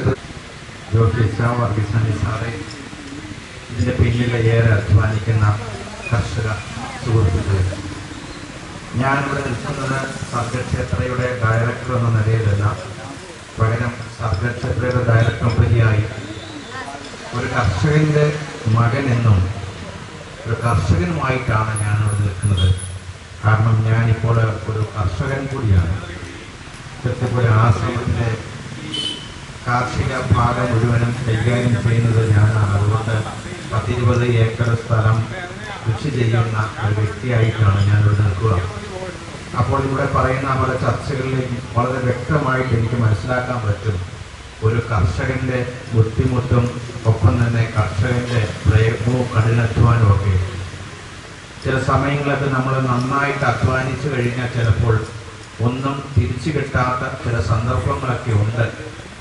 അത് നമ്മുടെ MLA സാർ പറഞ്ഞ പോലെ മല്ലടിച്ച് നിന്നാൽ മാത്രമേ ചിലപ്പോൾ നമുക്ക് എന്തെങ്കിലുമൊക്കെ തിരിച്ചു കിട്ടുകയുള്ളൂ. എന്നാൽ അതേ സമയത്ത് തിരിച്ചു കിട്ടുമ്പോൾ നമുക്കുണ്ടാകുന്ന സന്തോഷം അത് പറഞ്ഞറിയിക്കാൻ പറ്റാത്ത സന്തോഷമാണ്. കാരണം ഞാൻ ചിലപ്പോഴൊക്കെ ഇതൊക്കെ ഞങ്ങളുടെ തന്നെ അച്ഛന്മാരുടെയൊക്കെ കൂട്ടായ്മയിൽ ഞങ്ങളുടെ തന്നെ ആശ്രമത്തിൻ്റെ ഒരു വാട്സാപ്പ് ഗ്രൂപ്പുണ്ട്. അവിടെ ഞാൻ ഇങ്ങനെ ഇട്ട് ഞാൻ സ്വയം സന്തോഷിക്കാറുണ്ട്. കാരണം ചില സാധനങ്ങളൊക്കെ ലഭിച്ചു കഴിയുമ്പോൾ അത് ഒരു സന്തോഷമാണ്. ചിലപ്പോൾ നമുക്ക് 10 രൂപയുടെ സാധനം ചിലപ്പോൾ 50 രൂപയുടെ പ്രയത്നം നടത്തിയാൽ മാത്രമേ ചിലപ്പോൾ 10 രൂപയുടെ സാധനം നമ്മുടെ കയ്യിൽ ഒരു വാല്യൂ. പക്ഷേ അതിൻ്റെ യഥാർത്ഥമായ വാല്യൂ 10 രൂപയല്ല, അതിനും അപ്പുറമാണ്. കാരണം അത് എത്ര അധ്വാനിച്ചാലും അത് എത്ര വില കൊടുത്താലും അതിൻ്റെ ഒരു വാല്യൂ ഉള്ള സാധനം നമുക്ക് ഒരിക്കലും ലഭ്യമല്ല. തീർച്ചയായിട്ടും ഇങ്ങനെ ഒരു മണ്ണിനെ സ്നേഹിക്കുന്ന ഒരു കൂട്ടായ്മ, പ്രത്യേകിച്ച് സിസ്റ്ററെ ഞാൻ വ്യക്തിപരമായിട്ട് അഭിനന്ദിക്കുവാണ്. യോഗ്യച്ഛൻ പറഞ്ഞതുപോലെ ഒരു കാലഘട്ടത്തിൽ നമ്മുടെ രാസവളങ്ങൾക്ക് വേണ്ടി വലിയ പ്രയത്നം നടത്തിയ ഒരു ഗ്രൂപ്പ് വന്ന് അവർ വലിയ ലാഭവുമായിട്ട് പോയി എന്ന് പറഞ്ഞ പോലെ എനിക്ക് തോന്നുന്നു സിസ്റ്റർ ഞാൻ അറിയാവുന്ന കാലം തൊട്ട് ഈ ഒരു പ്രകൃതി സ്നേഹിക്കുന്ന അല്ലെ പ്രകൃതി കൃഷിയെ ഒത്തിരിയധികം പ്രോത്സാഹിപ്പിക്കുന്ന ബഹുമാനപ്പെട്ട സിസ്റ്ററിന് പ്രത്യേകമായിട്ടുള്ള അഭിനന്ദനം എല്ലാവരുടെയും പേരിൽ സ്നേഹപൂർവ്വം നേർന്നുകൊള്ളുകയാണ്. ചിലപ്പോൾ എപ്പോഴും നമുക്ക് വിജയം കണ്ടെത്തണമെന്നില്ല, പക്ഷേ അത് പതുക്കെ അത് ഈ പറഞ്ഞ പോലെ ചില ഈ ഒരു തരം മുളയുണ്ടെന്നാണ് പറഞ്ഞത്. ആ മുളയുടെ പ്രത്യേകത ഇത് സാവധാനമേ അതിൻ്റെ മുള മുകളിലേക്ക് വരത്തുള്ളൂ. അത് താഴോട്ടാണ് ആദ്യമേ വേരറിഞ്ഞ് ചെയ്യുന്നത്, അതിനുശേഷം മാത്രമേ ആ മുള മേൽ വരും. നമ്മുടെ സിസ്റ്റർ ഇപ്പോൾ ചെയ്യുന്നത് വേര് ഉറപ്പിക്കുവാനായിട്ടുള്ള ഒരു ശ്രമമാണ്. അതിന് എല്ലാവിധ പിന്തുണയും ഒപ്പം തന്നെ എല്ലാവിധ ആശംസയും ഏറ്റവും സ്നേഹപൂർവ്വം നേർന്നുകൊള്ളുകയാണ്.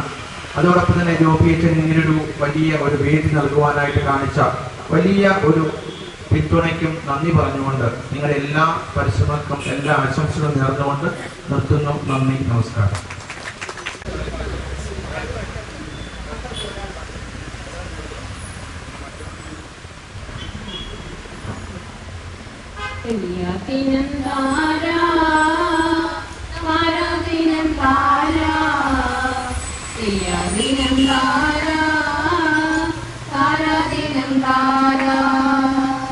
സൂര്യനുദിച്ചു കണ്ടേ തെയ്യാദിനം താര, നേരം പുലർന്നു പോയേ താരാദിനം താര, ഒരു തുണി ഞാനെടുത്തേ തെയ്യാദിനം താര, നട്ടിട്ടും തീരുന്നില്ലേ താരാദിനം താര, ആവശ്യം കരുതുന്നേ തെയ്യാദിനം താര, ആദിത്യം കണ്ടുകൊണ്ടേ തെയ്യാദിനം താര, തെയ്യാദിനം താര, താരാദിനം താര, തെയ്യാദിനം താര, താരാദിനം താര, കൈമത്തെ കയ്യെടുത്തേ തെയ്യാദിനം താര,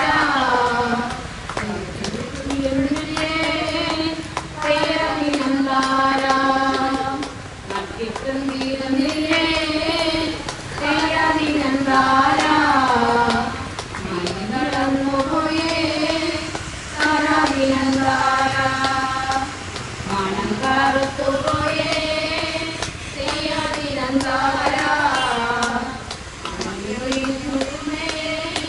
താരാദിനം താര, തെയ്യാദിനം താര, താരാദിനം താര, തെയ്യാദിനം താര, താരാദിനം താര, താരാദിനം താര, തെയ്യാദിനം താര, താരാദിനം താര.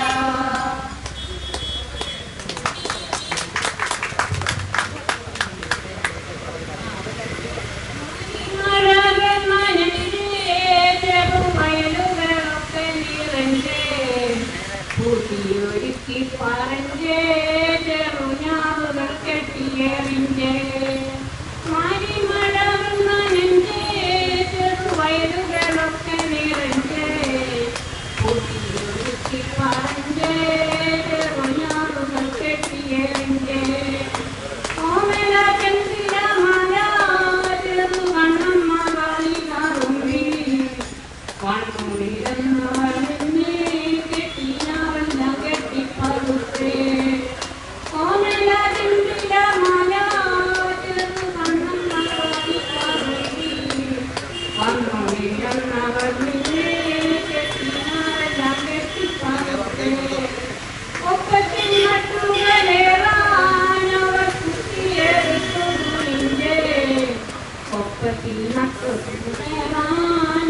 കുട്ടിയെടുത്തു മുൻപേ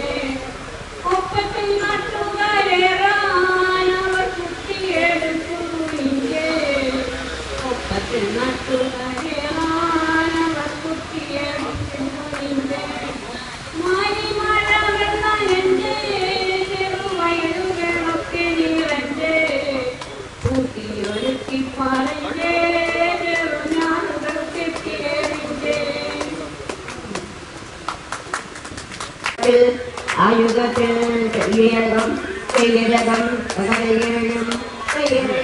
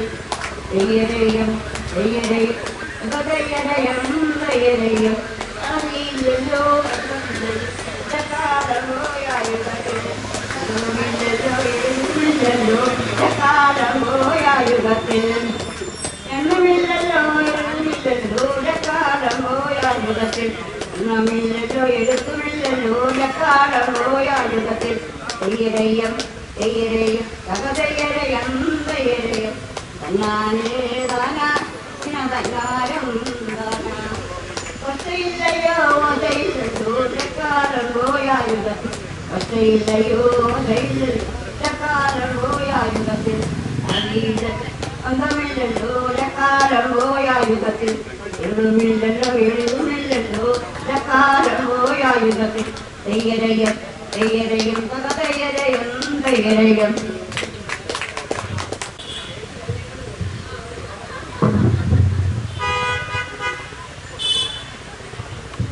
മണ്ണറിവ് 2024 പാലേക്കർ പ്രകൃതി കൃഷി കാർഷിക കൂട്ടായ്മ സങ്കേതമാശ്രമം പുനരുദ്ധാനത്തിന്റെ നേതൃത്വത്തിൽ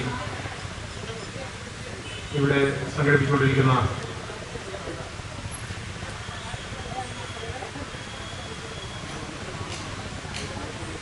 പ്രകൃതി കൃഷി കൂട്ടായ്മയുടെ നേതൃത്വത്തിലുള്ള ഈ പരിപാടിയുടെ ഭാഗമായുള്ള സെമിനാർ ഇനി നടക്കാൻ പോകുന്നു. വിപണന മേളയുടെ ഔപചാരികമായ ഉദ്ഘാടനം നിർവഹിക്കപ്പെട്ടു കഴിഞ്ഞു. ഈ സമ്മേളനത്തിൽ പങ്കെടുത്തുകൊണ്ടിരിക്കുന്ന മീഡിയ വില്ലേജിന്റെ എക്സിക്യൂട്ടീവ് ഡയറക്ടർ ബഹുമാനപ്പെട്ട ജോഫി പുതുപ്പറമ്പിലച്ചൻ, ഈ ഉദ്ഘാടന സമ്മേളനത്തിൽ അധ്യക്ഷനായിരിക്കുന്ന പ്രൊഫസർ ജോസഫ് ടിറ്റോ സാറ്, ഈ സമ്മേളനത്തിൽ സന്ദേശം നൽകിയ ശാന്തിക്ഷേത്രയുടെ ഡയറക്ടർ ബഹുമാനപ്പെട്ട അലക്സ് ഫ്രൈക്കളച്ചൻ, ഈ പരിപാടി ഇവിടെ വിജയകരമായി നടത്തുന്നതിനാവശ്യമായ എല്ലാ സഹായങ്ങളും ചെയ്തുകൊണ്ടിരിക്കുന്ന നബാർഡിന്റെ കോട്ടയം ജില്ലാ ഡെപ്യൂട്ടി മാനേജർ ബഹുമാനപ്പെട്ട ശ്രീ റജി വർഗീസ് അടക്കം ഈ സമ്മേളനവുമായി ബന്ധപ്പെട്ട ക്രമീകരണങ്ങൾക്കെല്ലാം നേതൃത്വപരമായി പങ്കുവഹിക്കുന്ന Shri Thomas J Manthara, E J Joseph Elappunkal, Thomas Varghese, ബഹുമാനപ്പെട്ട കാർഷിക രംഗത്ത് ഇപ്പോഴും യാതൊരു തരത്തിലുള്ള പ്രതിഫലവും ഇച്ഛിക്കാതെ സമർപ്പിത ബുദ്ധിയോടുകൂടി പ്രവർത്തിക്കുന്ന കർഷക സുഹൃത്തുക്കളെ, നാട്ടുകാരെ, പുതിയ ഒരു കാൽവയ്പ് പാലേക്കർ പ്രകൃതി കൃഷി കാർഷിക കൂട്ടായ്മയുടെ നേതൃത്വത്തിൽ ഇവിടെ നടത്തുന്നു. പ്രകൃതി കൃഷിയിലൂടെ ഉൽപ്പാദിപ്പിക്കുന്ന ഉൽപ്പന്നങ്ങൾ ആളുകൾക്ക് ലഭ്യമാക്കുന്നതിന് വേണ്ടിയിട്ടുള്ള വിപണന മേള അടുത്ത 3 ദിവസം ഇവിടെ നടക്കുന്നു. തുടർന്നുള്ള നാളുകളിൽ ഒരു നിശ്ചിതമായിട്ടുള്ള തീയതിയിൽ പ്രകൃതി കൃഷി കാർഷിക കൂട്ടായ്മയിലൂടെ ഉൽപ്പാദിപ്പിക്കുന്ന ഉൽപ്പന്നങ്ങൾ സ്ഥിരമായി വിപണനം നടത്താനുള്ള ഒരു കേന്ദ്രമായി ഈ മീഡിയ വില്ലേജിന്റെ ഈ അങ്കണം വരും നാളുകളിൽ മാറും എന്നുള്ള പ്രത്യാശ പങ്കുവച്ചുകൊണ്ട് എല്ലാ മലയാള മാസത്തിലെയും 1-ാം തീയതി വേണമെങ്കിൽ നമ്മൾ പറഞ്ഞത് എല്ലാ മലയാള മാസത്തെയും 1-ാം തീയതി ഇങ്ങനെ പ്രകൃതി കൃഷി കാർഷിക കൂട്ടായ്മ ഉൽപ്പാദിപ്പിക്കുന്ന വിവിധങ്ങളായ ഉൽപ്പന്നങ്ങൾ ഈ വേദിയിൽ ഇങ്ങനെ സജ്ജീകരിക്കുന്ന മേളയിലൂടെ വിറ്റഴിക്കുന്നതിനും ഈ മേഖലയിൽ പ്രവർത്തിക്കുന്ന കർഷകർക്ക് അത് വലിയൊരു സഹായമായി തീരുന്നതിനും അതിനേക്കാളൊക്കെ ഉപരി ഏറ്റവും മികച്ച ഭക്ഷ്യപദാർത്ഥങ്ങൾ വാങ്ങുന്നതിനുള്ള ഒരു അവസരമായി നാട്ടുകാർക്ക് ഇത് പരിണമിക്കട്ടെ എന്നുള്ള ആഗ്രഹം പങ്കുവച്ചുകൊണ്ട് പൂനന്താനം സങ്കേതമാശ്രമത്തോടനുബന്ധിച്ച് വിവിധങ്ങളായിട്ടുള്ള പ്രകൃതി കൃഷിയുടെ രീതികളും നാട്ടറിവുകളും സാധാരണക്കാരായിട്ടുള്ള ആളുകൾ കഴിഞ്ഞ കാലങ്ങളിൽ എപ്രകാരമാണ് പ്രകൃതിയോട് ഇണങ്ങി ജീവിച്ചിരുന്നതെന്ന് ബോധ്യപ്പെടുത്തുന്ന വൈവിധ്യമാർന്ന പരിപാടികളും ഈ കാലങ്ങളിലെല്ലാം അവിടെ നടന്നുകൊണ്ടിരിക്കുന്നു. അതിലൂടെ പങ്കുചേരുന്ന കണ്ണിയിൽപ്പെട്ട ആളുകളാണ് ഇന്ന് ഈ ഉദ്ഘാടന സമ്മേളനത്തിൽ തുടർന്നുള്ള കാര്യങ്ങളിലുമൊക്കെ പങ്കെടുക്കുന്നത്. ഏതൊരു മേഖലയിലും മാറ്റങ്ങൾ ഉണ്ടാകുന്നത് ഒരു വലിയ സംഖ്യ ആളുകളോടൊപ്പമല്ല, ഒരു ചെറിയ ഗണം ആളുകളിൽ ഉരുത്തിരിഞ്ഞു വരുന്ന കാഴ്ചപ്പാടാണ് സമൂഹത്തിൽ വേര് പിടിച്ച് തഴച്ചു വളർന്ന് ഈ സമൂഹത്തിന് മുഴുവൻ മാറ്റമുണ്ടാക്കുന്ന ഉദ്യമങ്ങളായിട്ട് പരിണമിക്കുന്നത്. അത്തരത്തിലുള്ള ഒരു ഉദ്യമമാണ് നമ്മുടെ കുലനാടൻ സംഘത്തോട് കേന്ദ്രീകരിച്ച് നമ്മുടെ കാർഷിക കൂട്ടായ്മയുടെ നേതൃത്വത്തിൽ നടന്നുകൊണ്ടിരിക്കുന്നത്. ആ പ്രവർത്തനങ്ങൾ കൂടുതൽ കൂടുതൽ വിജയങ്ങൾ നേടുവാൻ ഇടയാകട്ടെ എന്ന് ആശംസിക്കുന്നു. വളരെയധികം താല്പര്യത്തോടുകൂടി ഈ പ്രവർത്തനങ്ങൾ ഏറ്റെടുത്ത് നടത്തുന്ന എല്ലാവരെയും ഹൃദയപൂർവ്വം അഭിനന്ദിക്കുന്നു. നാം ഏറ്റെടുത്തിരിക്കുന്ന ബദൽ ജീവിത ശൈലിയുടേതായ ഈ ഉദ്യമം പുതിയ തലമുറയിലേക്ക് കൈമാറുന്നതിന് വേണ്ടിയിട്ടുള്ള ഒരു ബോധപൂർവമായ ശ്രമവും ഈ നാളുകളിൽ നമുക്ക് ഏറ്റെടുക്കേണ്ടതുണ്ട്. ഇവിടെ സൂചിപ്പിക്കപ്പെട്ടതുപോലെ മണ്ണിനെ മരിക്കാൻ വിട്ടുകൊടുക്കാതെ മണ്ണിനെ ജീവിതത്തിലേക്ക് പ്രഖ്യാപിക്കുക, അതുകൊണ്ട് മനുഷ്യനുണ്ടാകുന്ന ജീവിതം ആനന്ദകരമായിട്ടുള്ള ജീവിതമായിരിക്കുമെന്നുള്ള തിരിച്ചറിവോടുകൂടി പ്രവർത്തിക്കാൻ നമുക്ക് കൂട്ടായിട്ട് പരിശ്രമിക്കാം. ആ ഉദ്യമങ്ങൾക്ക് എല്ലാ വിജയങ്ങളും ആശംസിച്ചുകൊണ്ട് ഇവിടെ നടക്കുന്ന ഈ കാർഷിക ശില്പശാലയുടെ ഔപചാരികമായ ഉദ്ഘാടനം നിർവഹിച്ചതായി അറിയിച്ചുകൊണ്ട് ഞാൻ എൻ്റെ വാക്കുകൾ ഉപസംഹരിക്കുന്നു. എല്ലാവർക്കും നന്ദി. നബാർഡ് കോട്ടയം ജില്ലയിലെ നബാർഡിന്റെ പ്രവർത്തനങ്ങൾക്ക് നേതൃത്വം നൽകുന്നത് ശ്രീ റജി വർഗീസ് സാറാണ്. സാറിനെ ഒന്ന് പരിചയപ്പെടുത്തുന്നതിനായിട്ട് നമ്മുടെ ബഹുമാനപ്പെട്ട ടിറ്റോ സാറിനെ ഏറെ സ്നേഹാദരങ്ങളോടെ ക്ഷണിക്കുന്നു.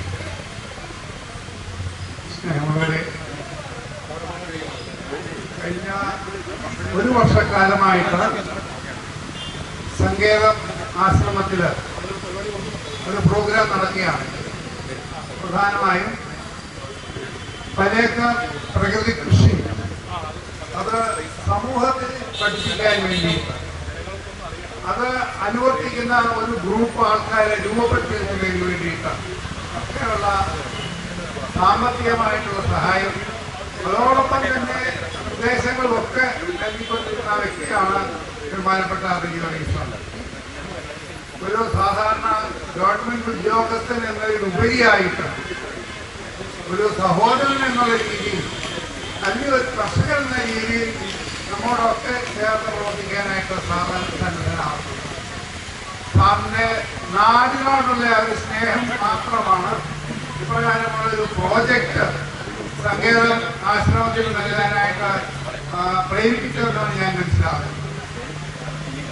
നമ്മുടെ ഈ പ്രോഗ്രാം ഇതുപോലെ തന്നെ ഇനി തുടർന്ന് പല പരിപാടികളും ധാരാളം പ്രോഗ്രാമുകൾ നടത്തേണ്ടതായിട്ടുണ്ട്. അതിനും സാറിന്റെ എല്ലാ രീതിയിലുള്ള ഉപദേശങ്ങളും നിർദ്ദേശങ്ങളും സഹായങ്ങളും ഒക്കെ ഉണ്ടാകുമെന്ന് ഞങ്ങൾ പ്രതീക്ഷിക്കുകയാണ്. ബഹുമാനപ്പെട്ട റജി വർഗീസ് സാറിനെ സന്തോഷപൂർവ്വം ഞാൻ ഈ വേദിയിലേക്ക് സ്വാഗതം ചെയ്യുകയാണ്.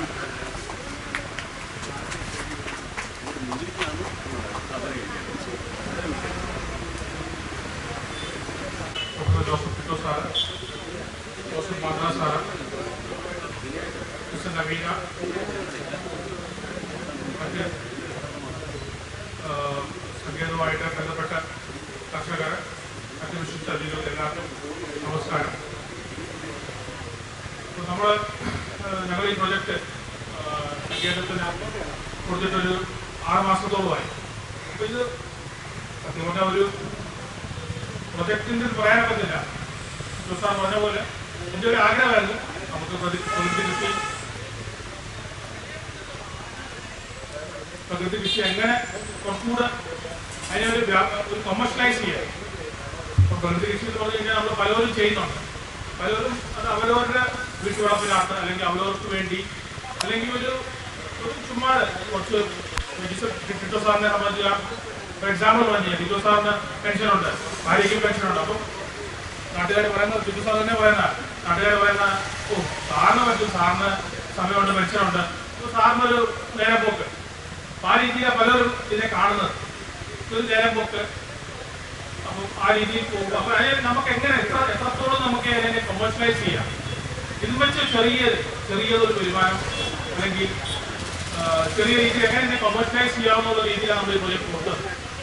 പ്രൊജക്ട് ഉദ്ദേശം അത് തന്നെയാണ്. കുറച്ചുകൂടെ നല്ല കർഷകർ കുറച്ചുകൂടെ ഈ ആശയം കുറച്ചുകൂടെ കൂടുതൽ ആൾക്കാർ അറിയുക, അവരെ ട്രെയിൻ ചെയ്യുക, ഇതിൻ്റെ രീതികൾ കൊമേഴ്ഷ്യൽ നാച്ചുറൽ ഫാമിങ്ങിൻ്റെ കൃഷി രീതികൾ കുറച്ചുകൂടെ ആൾക്കാരെ പഠിപ്പിക്കുക. പിന്നെ ഇതിൻ്റെ inputs, natural inputs, bio inputs ഉണ്ട്, അതിൻ്റെ പ്രൊഡക്ഷൻ, അതിൻ്റെ അത് കുറച്ചുകൂടെ ആ രീതികൾ കുറച്ചുകൂടെ നമുക്ക് കമേഴ്ഷ്യലൈസ് ചെയ്യാൻ പറ്റണം. ആ രീതിയിൽ നമ്മളിതിനെ ഈ പ്രൊജക്ട് ഉണ്ടാക്കിയത്. ഇതിൻ്റെ ഒരു ഘടകം എന്ന് പറഞ്ഞു കഴിഞ്ഞാൽ PGS എന്ന് പറയാം, ഒരു സർട്ടിഫിക്കേഷൻ. നമുക്കറിയാം, നമ്മളെല്ലാവരും പറയും നമ്മൾ നാച്ചുറൽ ഫാമിംഗ് ചെയ്യുന്ന നമ്മൾ ഏത് കടയിൽ പോയാലും നമ്മൾ ഒന്ന് ചോദിച്ചു കഴിഞ്ഞാൽ ഇതെങ്ങനെ ഉണ്ട് ഉത്പാദിപ്പിച്ചു അവർ പറയും, അവരെല്ലാവരും പറയും എല്ലാവരും ഇത് ജൈവ രീതിയിൽ സാറേ ഇവിടെ അടുത്ത് തന്നെ ഉത്പാദിച്ചേക്കുന്നത്, ഞാൻ ഒരു വളവും ഇട്ടിട്ടില്ല. അപ്പോൾ നമുക്കിതിനൊന്ന് വെരിഫൈ ചെയ്യാൻ പറ്റില്ല.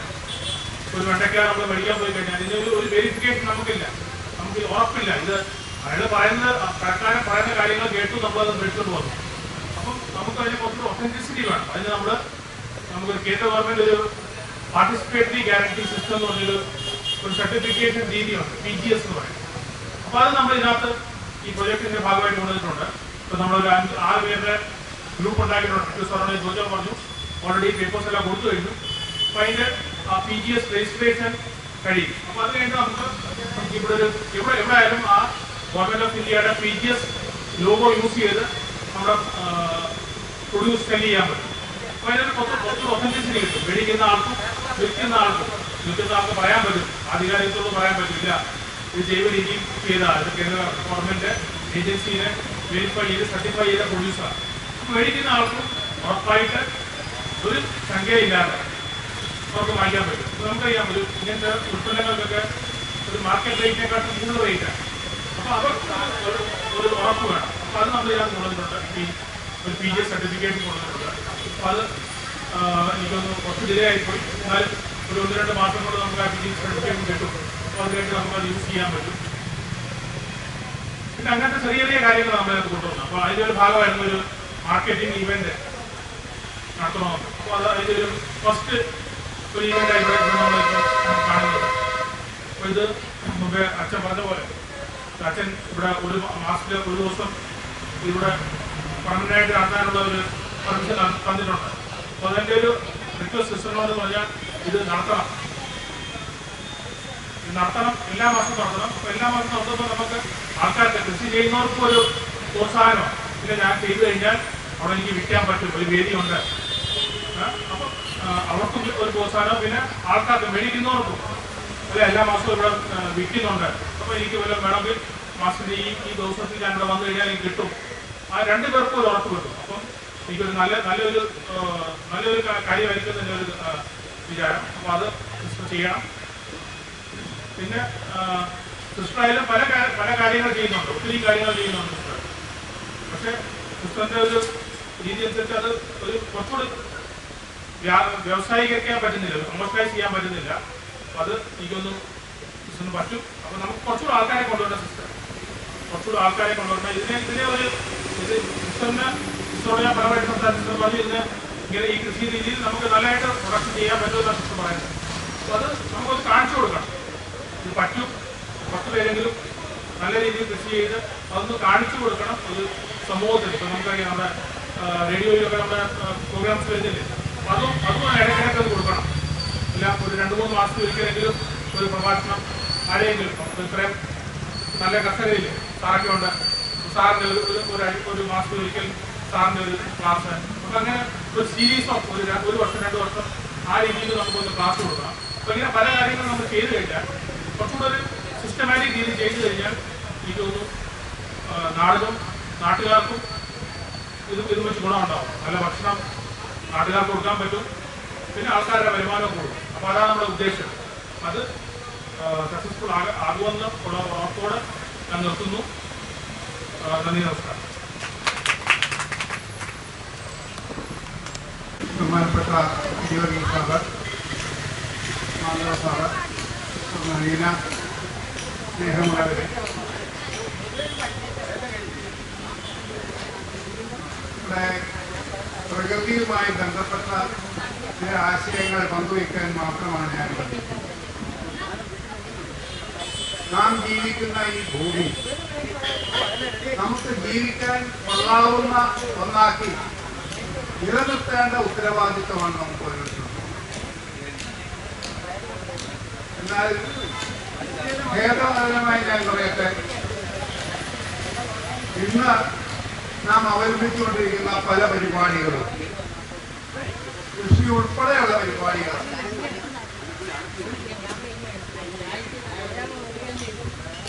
മഴ ചാടുന്നുണ്ട്. അതാ എല്ലാവരും ഇന്ന് നാം അനുവർത്തിക്കുന്ന പരിപാടികൾ, കൃഷി ഉൾപ്പെടെയുള്ള പ്രവർത്തനങ്ങൾ, വ്യവസായവും എല്ലാം നമ്മുടെ പ്രകൃതിക്ക് ദൂഷ്യം ചെയ്യുന്ന രീതിയിലുള്ളതാണ്. പ്രകൃതി എന്നത് വാക്ക് രണ്ട് പദങ്ങളാണ്. വിശേഷാൽ എന്നുള്ളതാണ് അതിൻ്റെ അർത്ഥം. എന്ന് പറഞ്ഞാൽ വിശേഷാൽ, കൃതി എന്ന് പറഞ്ഞാൽ പ്രവൃത്തി. അപ്പോൾ പ്രകൃതി എന്ന് പറഞ്ഞാൽ അതിൻ്റെ അർത്ഥം വിശേഷാൽ പ്രവർത്തനം എന്നുള്ളതാണ്. ഈ പദം രൂപപ്പെട്ടതിന് മതാത്മകമായിട്ടുള്ള പല കാഴ്ചപ്പാടുകളുണ്ട്. ഹൈന്ദവ മതത്തില് നമ്മൾ നോക്കുകയാണെങ്കിൽ പ്രകൃതി എന്ന് പറയുന്നത് ദൈവ സാന്നിധ്യത്തിന്റെ ഒരു പ്രദേശമായിട്ട്, അല്ലെങ്കിൽ പ്രകൃതിയിൽ ദൈവ സാന്നിധ്യം ഉൾച്ചേർന്നിരിക്കുന്നു എന്നുള്ള കാഴ്ചപ്പാടാണ് ഹൈന്ദവ മതഗ്രന്ഥങ്ങൾ, വേദാന്തം, ഉപനിഷത്ത്, പുരാണങ്ങൾ, മഹാഭാരതം തുടങ്ങിയ എല്ലാ മതഗ്രന്ഥങ്ങളിലും പറയുന്നത്. ഈശ്വരൻ തന്നെയാണ് പ്രകൃതി. അപ്രകാരമാണ് നമ്മളുടെ ഈ പ്രകൃതി വിശേഷപ്പെട്ടതായിട്ട് മാറുന്ന എന്ന കാഴ്ചപ്പാടാണ് അതിൻ്റെ പിന്നിലുള്ളത്. ഇസ്ലാം മതത്തിലേക്ക് കടന്നു കഴിഞ്ഞാൽ അതിൻ്റെ മതഗ്രന്ഥമായിട്ടുള്ള ഖുർആൻ 7-ാം അധ്യായം 57-67 ആയത്തുകളിൽ പറയുന്നത് പ്രകാരമാണ്. എല്ലാ സൃഷ്ടികളും പ്രകൃതിയെ നിയന്ത്രിക്കുന്നു. എല്ലാ നിയമങ്ങളും അള്ളാഹുവിൻ്റെതാണ്. പരിധികൾ ലംഘിക്കുന്നവരെ അള്ളാഹു വെറുക്കുന്നു. ഭൂമിയിൽ ക്രമരാഹിത്യം സൃഷ്ടിക്കരുത്. ഇതാണ് ഇസ്ലാം മതത്തിൻ്റെ പ്രകൃതിയെക്കുറിച്ചുള്ള കാഴ്ചപ്പാട്. ക്രൈസ്തവ മതത്തിലും ഇതേ ആശയം തന്നെയാണുള്ളത്. വിശുദ്ധ ഗ്രന്ഥം ഉൽപ്പത്തി പുസ്തകം അതിൻ്റെ ആദ്യ അധ്യായത്തിൽ തന്നെ പറയുന്നത് മനുഷ്യന്റെ സൃഷ്ടിയെക്കുറിച്ച് പറയുന്നുണ്ട്. മനുഷ്യനെ സൃഷ്ടിച്ച ശേഷം ദൈവം അവനെ അവിടെ ഫലഭൂയിഷ്ടമായ ഒരു തോട്ടത്തിലാക്കി. ഏദൻ തോട്ടം എന്നാണ് പറഞ്ഞിരിക്കുന്നത്. അവിടെ അവന് കൊടുത്ത ഉത്തരവാദിത്വം എന്ന് പറയുന്നത് കൃഷി ചെയ്യാനും തോട്ടത്തെ സംരക്ഷിക്കാനും. അപ്പോൾ മനുഷ്യനെ സൃഷ്ടിച്ച് ഈ ഭൂമിയിൽ ദൈവമാക്കിയിരിക്കുന്നത് ഈ പ്രകൃതിയെ സംരക്ഷിക്കാനാണെന്ന് എല്ലാ പ്രധാനപ്പെട്ട മതങ്ങളും പറയുന്നുണ്ട്. ബുദ്ധ, ജൈന മതങ്ങളും ഇതേ ആശയം തന്നെയാണ് കാഴ്ചവെക്കുന്നത്. എന്നാൽ ഇന്ന് ആ രീതിയിലാണ് പ്രകൃതിയെ നാം കാണുന്നത്. അതാണ് നാം ചിന്തിക്കേണ്ടത്. നമ്മുടെ കർഷകർ അഭിമുഖീകരിക്കുന്ന ഏറ്റവും വലിയ ഒരു പ്രശ്നവും ഇത് തന്നെയാണ്. ബഹുമാനപ്പെട്ട ജോഫി അച്ഛൻ അദ്ദേഹത്തിന്റെ പ്രസംഗത്തിലൂടെ സൂചിപ്പിക്കുകയുണ്ടായി. 80-86 കാലഘട്ടങ്ങളിൽ എപ്രകാരമാണ് രാസകൃഷി എന്ന് പറയുന്ന ഇന്ന് നാം അനുവർത്തിക്കുന്ന കൃഷി രീതി നമ്മുടെ കർഷകരുടെ ഇടയിലേക്ക് വ്യാപിപ്പിച്ചതെന്ന് വളരെ ഭംഗിയായിട്ടുള്ള രീതിയിൽ മീഡിയയുടെയൊക്കെ സഹായത്തോടുകൂടി തന്നെ യൂറിയയുടെയും ഫാക്ടംഫോസിന്റെയും പൊട്ടാഷിന്റെയും ഗുണഗണങ്ങൾ കർഷകരെ പറഞ്ഞു പഠിപ്പിച്ച് ഈ രീതിയിൽ നിങ്ങൾ കൃഷി ചെയ്താൽ നിങ്ങളുടെ പ്രശ്നങ്ങളെല്ലാം തീരുമെന്നും നിങ്ങളെല്ലാം ടാറ്റ ബിർളമാരെ പോലെ സമ്പന്നന്മാരായി മാറുമെന്നും ഒക്കെ കൃഷിക്കാരെ പറഞ്ഞു പഠിക്കും. അതിന്റെ ഫലമായിട്ട് കർഷകർ രാസകൃഷി എന്ന് പറയുന്നത് ആരംഭിക്കുന്നത്. ആദ്യ കാലഘട്ടങ്ങളിലൊക്കെ സർക്കാരിന് വളരെ വലിയ ബുദ്ധിമുട്ടായിരുന്നു രാസകൃഷി നടപ്പാക്കാനായി. എൻ്റെ പിതാവിൻ്റെ സഹോദരൻ ബ്ലോക്ക് ഓഫീസറായിരുന്നു. ആദ്യത്തെ മാടപ്പള്ളി ബ്ലോക്കിന്റെ ബ്ലോക്ക് ഓഫീസറായിട്ട് പ്രവർത്തിച്ചിരുന്നതാണ്. അദ്ദേഹം പറഞ്ഞ് ഞാൻ കേട്ടിട്ടുണ്ട്, യൂറിയ ഇടാനും ഫാക്ടംഫോസ് ഇടാനും പൊട്ടാഷ് ഇടാനും ഒക്കെ കർഷകരോട് പറയും, ആരും തയ്യാറാകും. എല്ലാവർക്കും ചാണകവും പച്ചിലവളവും മാത്രം മതി. അത് മാത്രം ഉപയോഗിച്ചാണ് നമ്മുടെ നാട്ടിൽ കൃഷി ചെയ്തിരുന്നത്. എന്നാൽ കാലക്രമത്തിൽ പതുക്കെ അതിൽ നിന്ന് കൂടുതൽ വിളവുള്ള നെൽച്ചെടികളും മറ്റ് ഉൽപാദനം വർദ്ധിച്ചിട്ടുള്ള ചെടികളുമൊക്കെ ഉൽപ്പാദിപ്പിച്ചു കഴിഞ്ഞപ്പോൾ കാലക്രമത്തിൽ നമ്മുടെ കർഷകർ ഈ രാസകൃഷിയിലേക്ക് മാറി എന്നുള്ളതാണ്.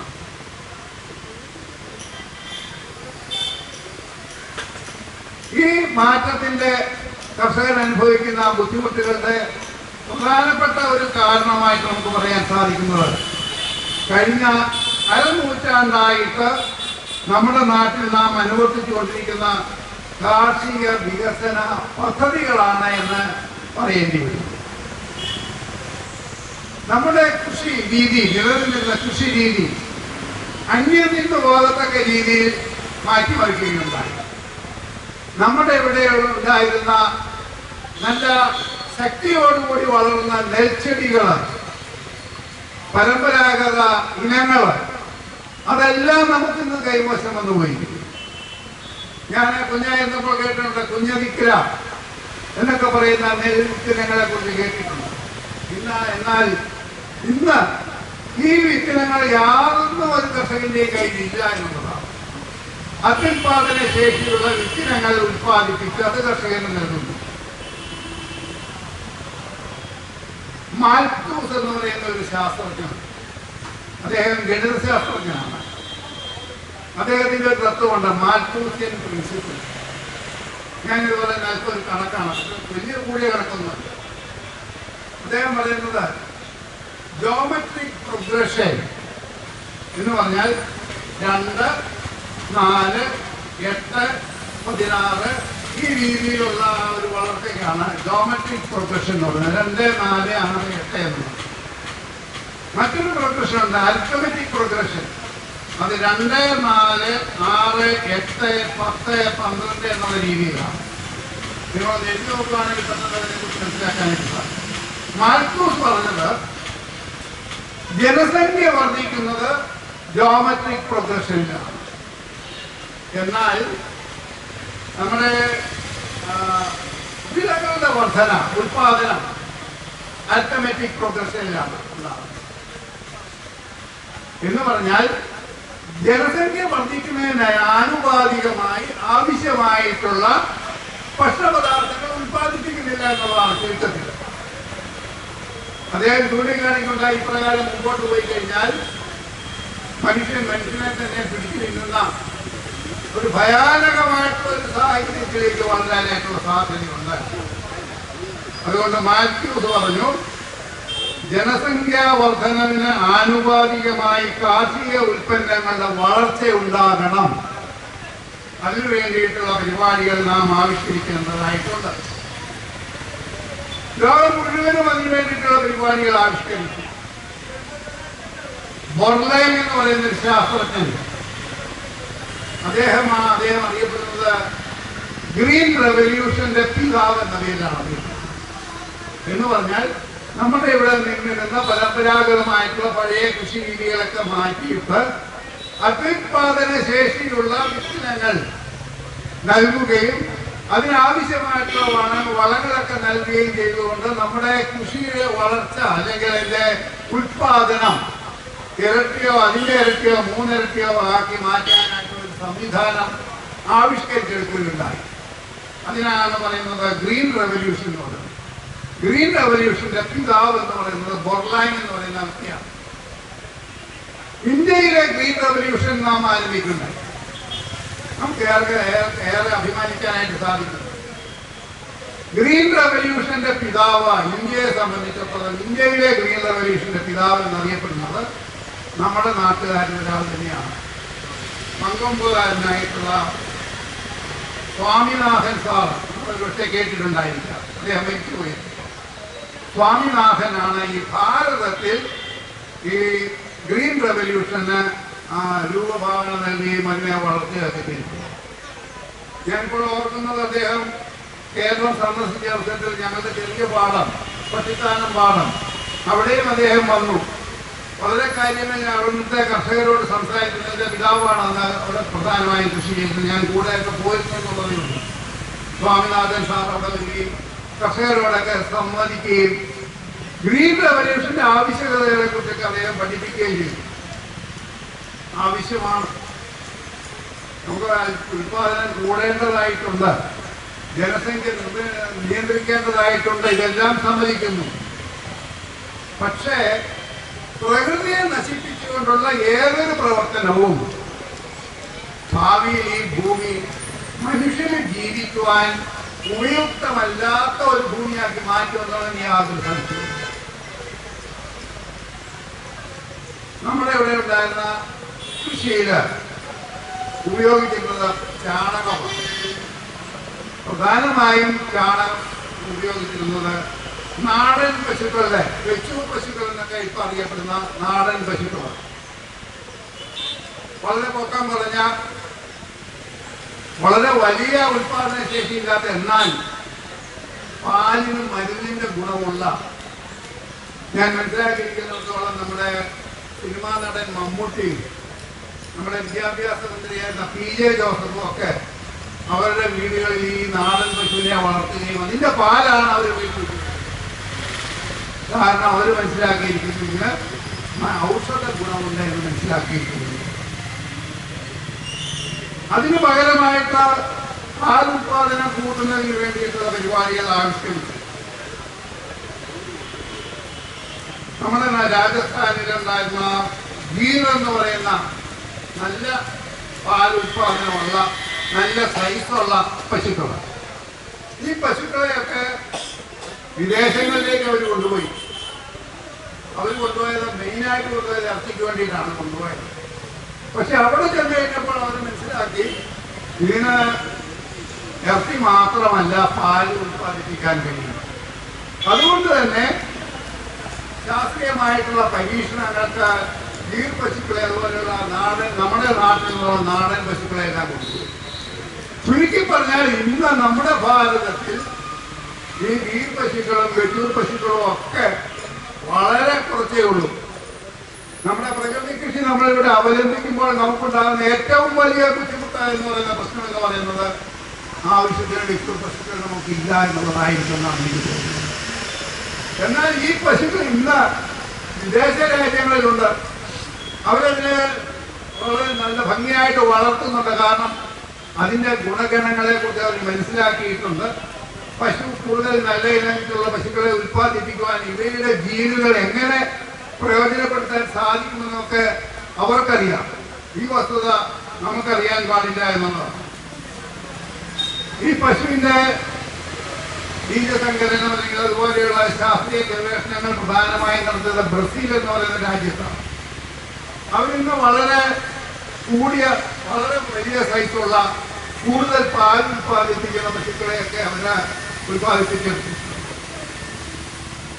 ഞാനിവിടെ പറയാൻ ഉദ്ദേശിക്കുന്നത്, നമ്മുടെ ഈ സംരംഭങ്ങൾ, പുതിയ പുതിയ സംരംഭങ്ങൾ, കൃഷി രീതികളൊക്കെ വന്നപ്പോൾ നമ്മുടെ നാടൻ പശുക്കളൊക്കെ നമുക്ക് കൈമോശം നിന്ന് നഷ്ടപ്പെട്ടു പോയിരിക്കുന്നു.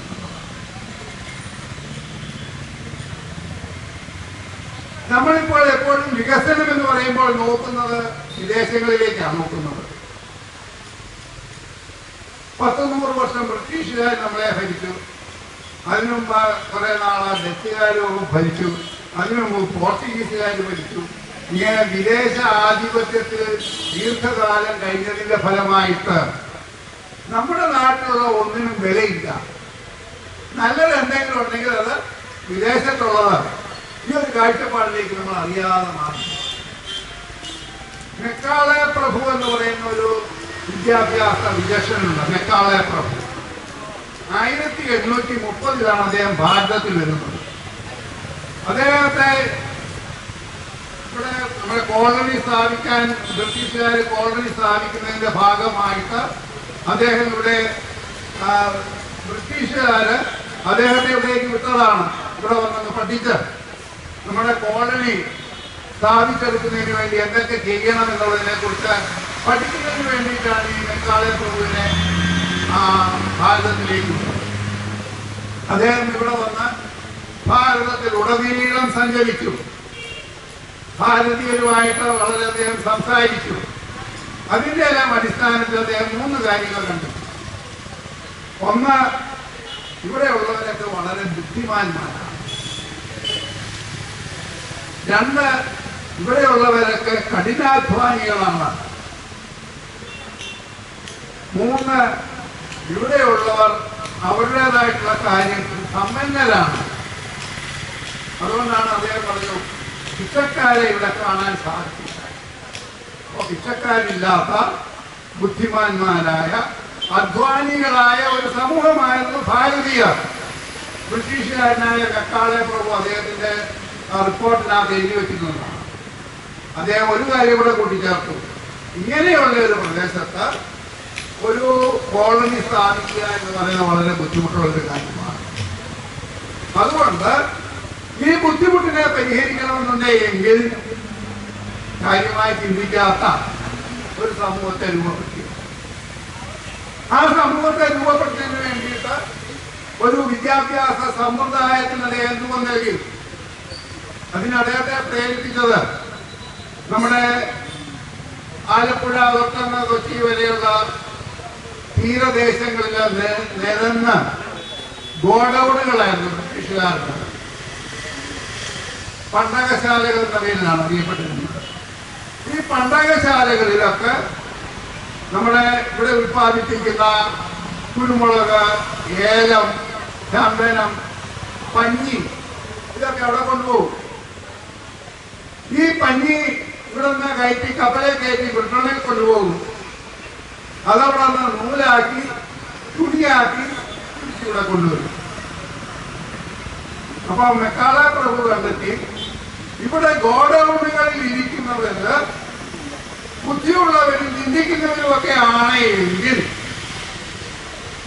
നമ്മൾ ഇവിടുന്ന് കൊണ്ടുപോകുന്ന സാധനത്തിന്റെ വില എത്രയെന്നും തിരിച്ചു വരുമ്പോൾ അതിന്റെ വില എന്തെന്നും ഒക്കെ ഇവർ മനസ്സിലാക്കും. അപ്പൊ അങ്ങനെ വന്നു കഴിഞ്ഞാൽ നമുക്ക് കോളനി സ്ഥാപിക്കാൻ പറ്റും. ഒരു ഉദാഹരണം പറഞ്ഞു കഴിഞ്ഞാൽ പഞ്ഞി. ഞാനൊരു കണക്ക് ഏകദേശം മനസ്സിലാക്കാൻ പറയുകയാണ്. ഒരു പഞ്ഞിയുടെ വില 1000 രൂപ. ഒരു ഏതെങ്കിലും ഒരു ക്വാണ്ടിറ്റി 1000 രൂപ.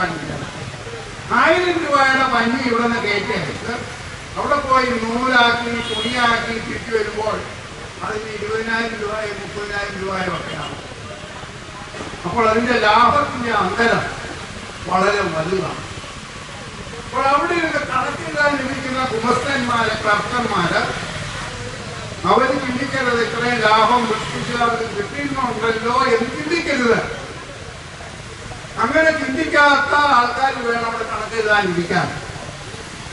അതുകൊണ്ട് അദ്ദേഹം ഒരു വിദ്യാഭ്യാസ സമ്പ്രദായത്തിന് രൂപം നൽകി. ആ വിദ്യാഭ്യാസ സമ്പ്രദായത്തിന്റെ ഗുണം എന്ന് പറഞ്ഞാൽ സ്വാഭിമാനമില്ലാത്ത, ചിന്തിക്കാത്ത ഒരു സമൂഹത്തെ വളർത്തിയെടുത്തു. പക്ഷേ മെക്കാളെ പ്രഭു നല്ല ആളായിരുന്നു. അതുകൊണ്ട് ആ റിപ്പോർട്ടിന്റെ അവസാനം അദ്ദേഹം എഴുതി ഈ വിദ്യാഭ്യാസ പദ്ധതി കേവലം 25 വർഷം മാത്രമേ നടത്താവൂ, അതിനുശേഷം അത് മാറ്റണം. കാരണം നമ്മുടെ പണ്ടകശാലകളിലൊക്കെ പ്രവർത്തിക്കാനായിട്ടുള്ള ആവശ്യത്തിലുള്ള ക്ലർക്കന്മാരായി കഴിയുമ്പോൾ നമുക്ക് പിന്നെ ഈ വിദ്യാഭ്യാസ പദ്ധതിയുടെ ആവശ്യമില്ല. എന്നാൽ കേരളം എന്ന് പറഞ്ഞിട്ട് നമ്മുടെ രാജ്യം സ്വാതന്ത്ര്യം പ്രാപിച്ച് ഇപ്പോഴേ 70-75 വർഷം കഴിഞ്ഞിരിക്കുന്നു. ഇത്രയും നാളായിട്ടും മെക്കാളെ പ്രഭു രൂപീകരിച്ച വിദ്യാഭ്യാസ പദ്ധതിയിലേക്ക് വളരെ വലിയ മാറ്റം ഇന്നും സംഭവിച്ചിട്ടില്ല. ഞാൻ ബോട്ടണി പഠിച്ച ആളാണ്. ബോട്ടണിയുടെ ഒരു 5 വർഷം അല്ല 10 വർഷം കൂടുമ്പോൾ സിലബസിനകത്ത് മാറ്റം വരുത്തും. ആ മാറ്റം വരുത്തുന്ന സിലബസിനകത്ത് എന്താ മാറ്റം വരുത്തുന്നത് അറിയാവൂ? ഇന്ന് പഠിപ്പിച്ചിരിക്കുന്ന ഒരു ഫാമിലി മാറ്റിയിട്ട് വേറൊരു ഫാമിലി തുടങ്ങും. അതുകൊണ്ട് എന്ത് ഗുണം വന്നു എന്നുള്ളതാണ് എനിക്ക് മനസ്സിലാക്കുക. ഞാൻ എൻ്റെ സ്വന്തം അനുഭവത്തിൽ നിന്ന് പറഞ്ഞു കഴിഞ്ഞാൽ ഞാൻ 30 വർഷക്കാലം കോളേജിൽ പഠിപ്പിച്ചു. തീരെ മോശമില്ലാത്തൊരു അധ്യാപകനാണ്. MSc നല്ല രീതിയിൽ പാസ്സായി. 4-5 വർഷം ഗവേഷണവും നടത്തി. ഇതെല്ലാം കഴിഞ്ഞിട്ട് ഞാൻ റിട്ടയർ ചെയ്തപ്പോൾ എനിക്കൊരു ചെടിച്ചട്ടിക്കകത്ത് ചെടി നടത്തിയതിനെ കുറിച്ച് കാര്യമായിട്ട് അറിയാൻ പാടില്ല എന്നുള്ളതാണ്. പോട്ടിംഗ് മിശ്രിതം എന്നൊക്കെ പിന്നെ ഓരോ സെമിനാറുകളിലൊക്കെ വന്നപ്പോഴാണ് ഞാൻ കേൾക്കുന്നത്. നെൽച്ചെടിക്ക് എന്ത് വളം വിടണമെന്ന് എനിക്ക് അറിയത്തില്ലായിരുന്നു. അന്ന് ഞാൻ വളർത്തിരിക്കുന്ന കാലത്തൊക്കെ യൂറിയയുടെയും ഫാക്ടംഫോസിന്റെയും പൊട്ടാഷിന്റെയും ഒക്കെ കാലമായി. എനിക്കിപ്പോഴും അറിയത്തില്ല എത്ര യൂറിയ ഉണ്ട്, എത്ര ഫാക്ടം കൊടുക്കുന്നു, എത്ര പൊട്ടാഷ് ഉണ്ടെന്നോ. പക്ഷേ എനിക്ക് പണി ചെയ്യുന്ന ആളാണ് രാജു എന്നാണ് പേര്. 2ാം ക്ലാസ് വിദ്യാഭ്യാസം. രാജുവിനെ കൃത്യമായിട്ടറിയാം ഒരു ഏക്കർ നിലത്തിൽ എത്ര യൂറിയ ഇടണം, എത്ര ഫാക്ടം കൊടുക്കുന്നു, എത്ര പൊട്ടാഷ്. ഓരോ രോഗങ്ങളെ കുറിച്ച് ദൂരെ നിൽക്കുമ്പോൾ തന്നെ പറയും, സാറേ അവിടെ പുഴു വെട്ടാൻ തുടങ്ങിയിട്ടുണ്ട്, അവിടെ ബാക്ടീരിയയുടെ രോഗം തുടങ്ങിയിട്ടുണ്ട്, നമുക്ക് മരുന്നടിക്കണം. രാജ്യം തന്നെ കുറെ വിഷമുള്ള മരുന്നിൻ്റെയൊക്കെ പേരൊക്കെ പറയും. അതൊക്കെയാണ് മുമ്പ് ചെയ്തുകൊണ്ടിരുന്നത്. ഇന്ന് ആ രീതിയൊക്കെ ഞാനൊന്ന് മാറ്റി വെച്ചിട്ടുണ്ട്. എന്നാലും രാജ്യത്തിന് പൂർണ്ണമായി മാറാൻ സാധിച്ചിട്ടില്ല. ഞാൻ ജൈവകൃഷി ആരംഭിച്ച് കഴിഞ്ഞപ്പോഴത്തേക്ക് ആദ്യം ചാണകം ഇട്ടു. ചാണകമായിട്ട് കഴിഞ്ഞപ്പോൾ സാറേ ഇനിയപ്പോഴാണ് നമ്മൾ വളമിടുന്നത് എന്ന് പറഞ്ഞാൽ ഈ ചാണകത്തെ ഒരു വളമാക്കി രാജ്യത്തിന് കാണാൻ സാധിക്കുന്നില്ല. വളമെന്ന് പറഞ്ഞാൽ യൂറിയ ഫാക്ടർ പൊട്ടാഷ്, അതിനപ്പുറത്ത് വേറെ വളമില്ല എന്നൊരു ചിന്തയായി. നമ്മുടെ ഇത് രാജു വിദ്യാഭ്യാസം ഇല്ലാത്ത ആളുടെ കാര്യമാണ്. വിദ്യാഭ്യാസം ഉള്ള ആളുടെ കാര്യം ഇതിലും ഘടകട്ടായിരിക്കുന്നതാണ് വാസ്തവം. നമ്മുടെ ഡോക്ടർമാർ ഞാൻ കേട്ടിട്ടുള്ളത് ഇന്നത്തെ ഭാരതത്തിലെ ഡോക്ടർമാർ നല്ല ഉയർന്ന വിദ്യാഭ്യാസമൊക്കെയുള്ള ആൾക്കാരാണ്. മറ്റുള്ള പല പ്രദേശ രാജ്യങ്ങളിലുള്ള ഡോക്ടർമാരെക്കാട്ടിൽ ഉന്നത നിലവാരം പുലർത്തുന്നതൊക്കെയാണ് കേട്ടിരിക്കുന്നത്. പക്ഷെ ഒരു വസ്തുത നമ്മുടെ ഡോക്ടർമാരോട് ചോദിക്കുകയാണ്, നമ്മുടെ ഭക്ഷണക്രമം എങ്ങനെ ക്രമീകരിക്കാം, ഡയറ്റിനെ കുറിച്ച് എന്താണ് നിങ്ങൾക്ക് പറയാനുള്ളത്? ഡയറ്റീഷ്യൻ പറയുന്നതിനപ്പുറത്ത് എന്തെങ്കിലും ഉപദേശം നൽകാൻ നിങ്ങൾക്ക് സാധിക്കുമോ എന്ന് ചോദിച്ചാൽ നമ്മുടെ ഡോക്ടർമാരാരും ഭക്ഷണക്രമത്തെക്കുറിച്ച് വഴി പറയുന്നില്ല. ഈ സങ്കേതത്തിലെ ഈ ക്ലാസ്സുകൾക്ക് വന്നപ്പോൾ കുര്യൻ സാറും സിസ്റ്റർ നവീനയും ഒക്കെ ആണ് ഈ ഭക്ഷണക്രമത്തെക്കുറിച്ച് നാം കഴിക്കേണ്ട ഭക്ഷണം എപ്രകാരം നമുക്ക് ആരോഗ്യം നൽകുമെന്നൊക്കെ പറഞ്ഞു പഠിപ്പിക്കുന്നത്. ഇതൊന്നും നമ്മുടെ ഒരു സിലബസിൽ വരത്തില്ല എന്നുള്ളതാണ് യാഥാർത്ഥ്യം. അപ്പോൾ ചുരുക്കി പറഞ്ഞാൽ കൃഷിയെക്കുറിച്ച് നമ്മൾ നോക്കുമ്പോൾ അതിന് ഏറ്റവും വലിയ പ്രതിസന്ധിയായിട്ട് നിൽക്കുന്നത് നമ്മുടെ വിദ്യാഭ്യാസം. ഈ വിദ്യാഭ്യാസ രീതിക്ക് മൊത്തമായ ഒരു മാറ്റം ഉണ്ടാകണം. നമ്മുടെ സ്കൂളുകളിൽ പഠിക്കുന്ന കുട്ടികൾക്ക് അവരൊരു 5ാം ക്ലാസ് ആകുമ്പോൾ മുതൽ തന്നെ കൃഷി ചെയ്ത് പഠിക്കാനായിട്ടുള്ള ഒരു സംവിധാനം നമ്മുടെ സ്കൂളുകളിൽ ആരംഭിക്കണം. അവര് കോളേജിൽ എത്തിക്കഴിയുമ്പോൾ ഉന്നത വിദ്യാഭ്യാസം എത്തുമ്പോഴൊക്കെ ഇതിനുള്ള അറിവ് കൂടുതലായിട്ട് അവർക്ക് നൽകണം. നമ്മളെ ഇന്ന് ഗവേഷണ ശാലകളിലേക്ക് ചെല്ലുമ്പോൾ അവർ പറയുന്നൊരു കാര്യമുണ്ട്, ലാബ് ടു ലാൻഡ്. ലാബിൽ നിന്നും അറിവുകൾ ലാൻഡിലേക്ക് പോവുക എന്നുള്ളതാണ്. ഈ രീതി അടിസ്ഥാനപരമായിട്ട് തെറ്റാണെന്ന് പലരും തെളിയിച്ചിട്ടുണ്ട്. ലാബ് ടു ലാൻഡ് അല്ല വേണ്ടത്, ലാൻഡ് ടു ലാബാണ് വേണ്ടത്. ലാൻഡില് കൃഷി ചെയ്ത് പരിശീലനമുള്ള കർഷകര് അവരുടെ അറിവ് ലാബുകളിലേക്ക് ചെല്ലുക, അത് വെച്ച് ലാബിലെ പരീക്ഷണങ്ങൾ നടത്തുക, നിരീക്ഷണങ്ങൾ നടത്തുക, പുതിയ രീതികൾ ആവിഷ്കരിക്കുക. ഇന്ന് നേരെ തിരിച്ചതാണ്. ലാബ് ടു ലാൻഡ് എന്ന് പറയുന്ന പദ്ധതിയാണ് ഇന്ന് നടപ്പാക്കുന്നത്. അതുകൊണ്ട് നെല്ലെന്താണ് ചെടി എന്താണെന്ന് അറിയാൻ പാടില്ലാത്ത വ്യക്തികളാണ് ഇന്ന് നമ്മുടെ വിദ്യാഭ്യാസത്തെയൊക്കെ നിയന്ത്രിച്ചുകൊണ്ടിരിക്കുന്നതെന്ന് പറയാതിരിക്കുന്ന നിർവാഹമില്ല. ചെറിയൊരു ഉദാഹരണം ഇവിടെ പറഞ്ഞാൽ, ഒരു 5-6 വർഷങ്ങൾക്ക് മുമ്പ് ഞങ്ങളുടെ പാടത്ത് ഞങ്ങളൊരു മത്സ്യകൃഷി നടത്തിയത്. 73 ഏക്കറാണുള്ളത്. 73 ഏക്കറിലും മത്സ്യകൃഷി നടത്തി. അതിൻ്റെ മത്സ്യം വലുതായി കഴിഞ്ഞപ്പോൾ ഞങ്ങൾ തന്നെയാണ് പിടിച്ച് അവിടെ വെച്ച് തന്നെ വിൽപ്പന നടത്തിക്കൊണ്ടിരിക്കുക. അങ്ങനെ വിൽപ്പന നടത്തിക്കൊണ്ടിരിക്കുന്ന അവസരത്തിൽ ആൾക്കാരവിടെ വാങ്ങിക്കാണ്ട് ഒരു ദിവസം ഒരപ്പനും മോളും കൂടെ, മോളെ എനിക്ക് തോന്നുന്നൊരു 9 അല്ലെങ്കിൽ 10-ാം ക്ലാസ് 11-ാം ക്ലാസ്സൊക്കെ പഠിക്കുന്ന ഒരു കുട്ടിയായിരിക്കണം, മകളുമായിട്ടാണ് വന്നത്. മോൾ അവിടെ വന്നിവിടെല്ലാം നോക്കി കണ്ടു, മീനെ ആറ്റുന്ന മറിയുന്നതെല്ലാം കണ്ടു വളരെ സന്തോഷിക്കുന്ന അവസരത്തിൽ കടയിൽ നിന്ന് ഒരു സാധനം എടുത്തു. എന്നിട്ട് പപ്പായോട് ചോദിക്കുകയാണ്, വാട്ട് ഈസ് ദിസ്? എടുത്ത സാധനം എന്താണെന്നല്ലേ? കടയിൽ കിടന്ന ഒരു നെല്ലായിരുന്നു. നെല്ലെടുത്തിട്ട് ഈ കുട്ടി ചോദിക്കുകയാണ്, 8, 9 അല്ലെങ്കിൽ 10-ാം ക്ലാസ്സിൽ പഠിക്കുന്ന ഒരു കുട്ടിക്ക് നെല്ല് എന്താണെന്ന് അറിയാൻ പാടില്ല. നമ്മുടെ വിദ്യാഭ്യാസം ആ ലെവലിലാണ്. ആ കുട്ടിയെ ആകപ്പാടെ ഈ നെല്ലിൻ്റെ പ്രോഡക്റ്റേ കണ്ടിട്ടുള്ളൂ. പ്രോഡക്റ്റ് എന്ന് പറഞ്ഞാൽ അരിയും കണ്ടിട്ട് കാണത്തില്ല, ചോറായിട്ട് മേശപ്പുറത്ത് വരുന്നത് മാത്രമേ ഈ കുട്ടി കണ്ടു.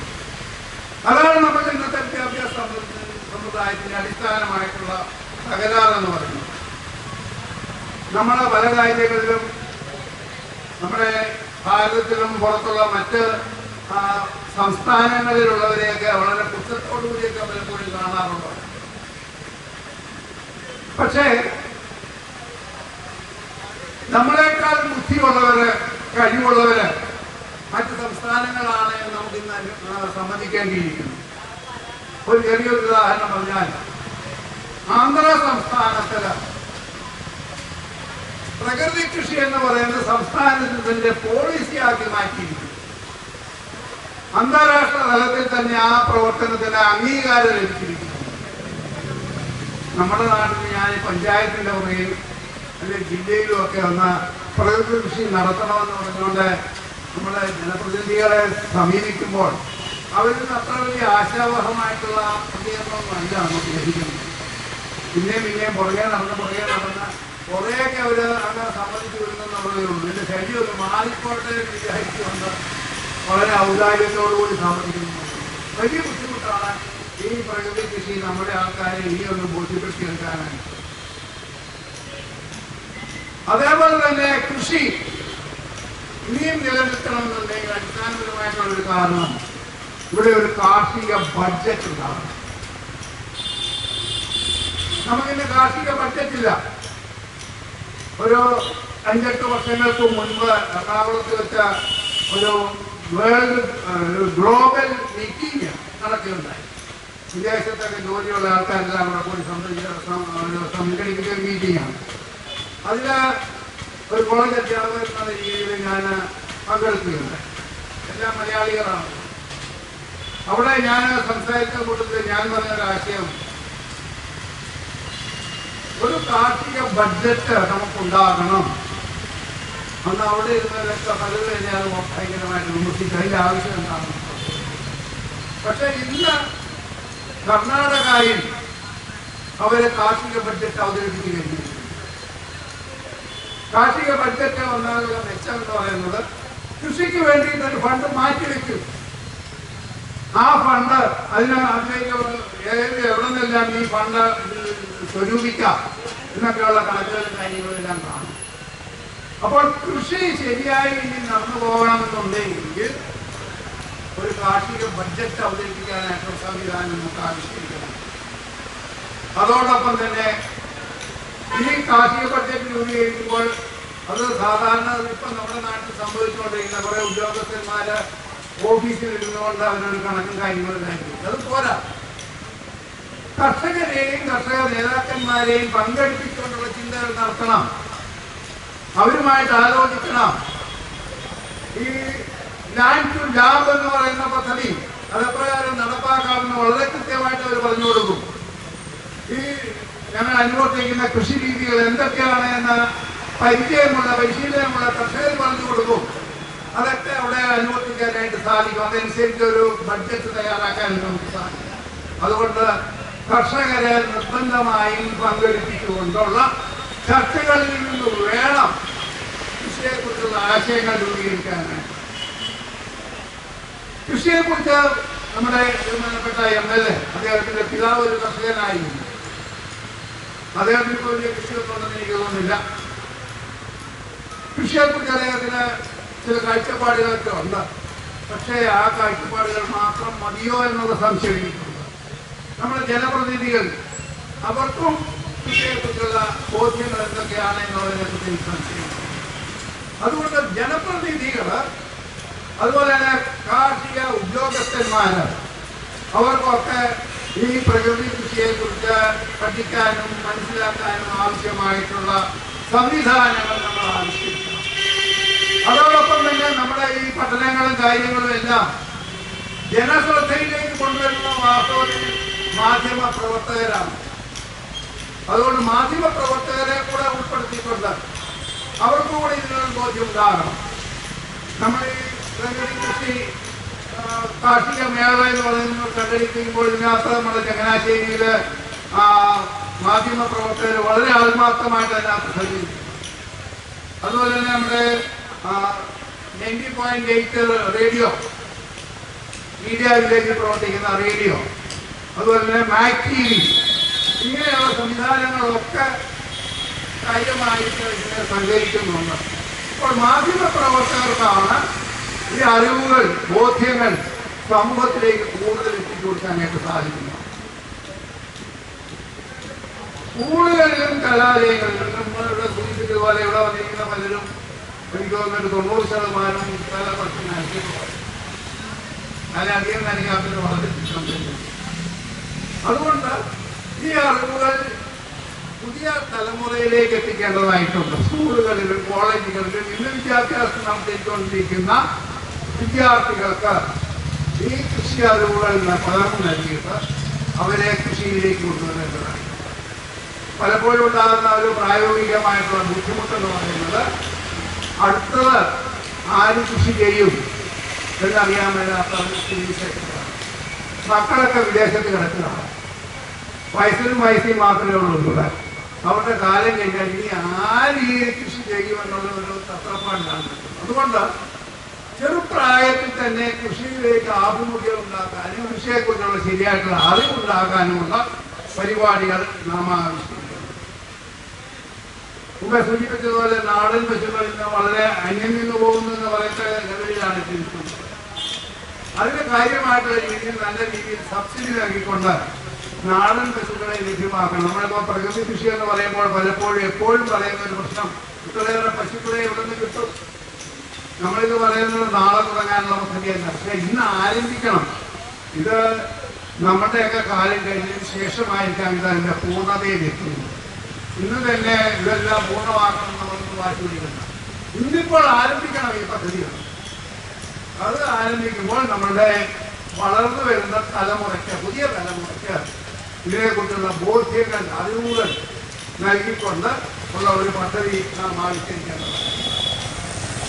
ഇപ്പോൾ പ്രകൃതി കൃഷി അവലംബിക്കുന്നവര് അവരെ പ്രോത്സാഹിപ്പിക്കണം, അവർക്ക് സബ്സിഡികൾ കൊടുക്കണം, അതുപോലെ തന്നെ അവരെ ആദരിക്കണം. നല്ല പ്രകൃതി കർഷകർ, പ്രകൃതി കൃഷി ചെയ്യുന്ന വ്യക്തികളൊക്കെ ഉള്ള രീതിയിൽ ആദരവുകളും അവാർഡുകളും ഒക്കെ നൽകുമ്പോൾ അത് മെച്ചപ്പെട്ടതായിരിക്കുന്നതാണ്. ഇങ്ങനെ ചില ആശയങ്ങൾ മാത്രമാണ് ഇപ്പോൾ തൽക്കാലം പങ്കിടാനായിട്ട് ഞാൻ ആഗ്രഹിക്കുന്നത്. എന്നെ ശ്രമിച്ചുകൊണ്ടിരുന്ന നിങ്ങൾക്ക് ഓരോരുത്തർക്കും ഞാൻ നന്ദി രേഖപ്പെടുത്തിക്കൊള്ളു. Thank you very much.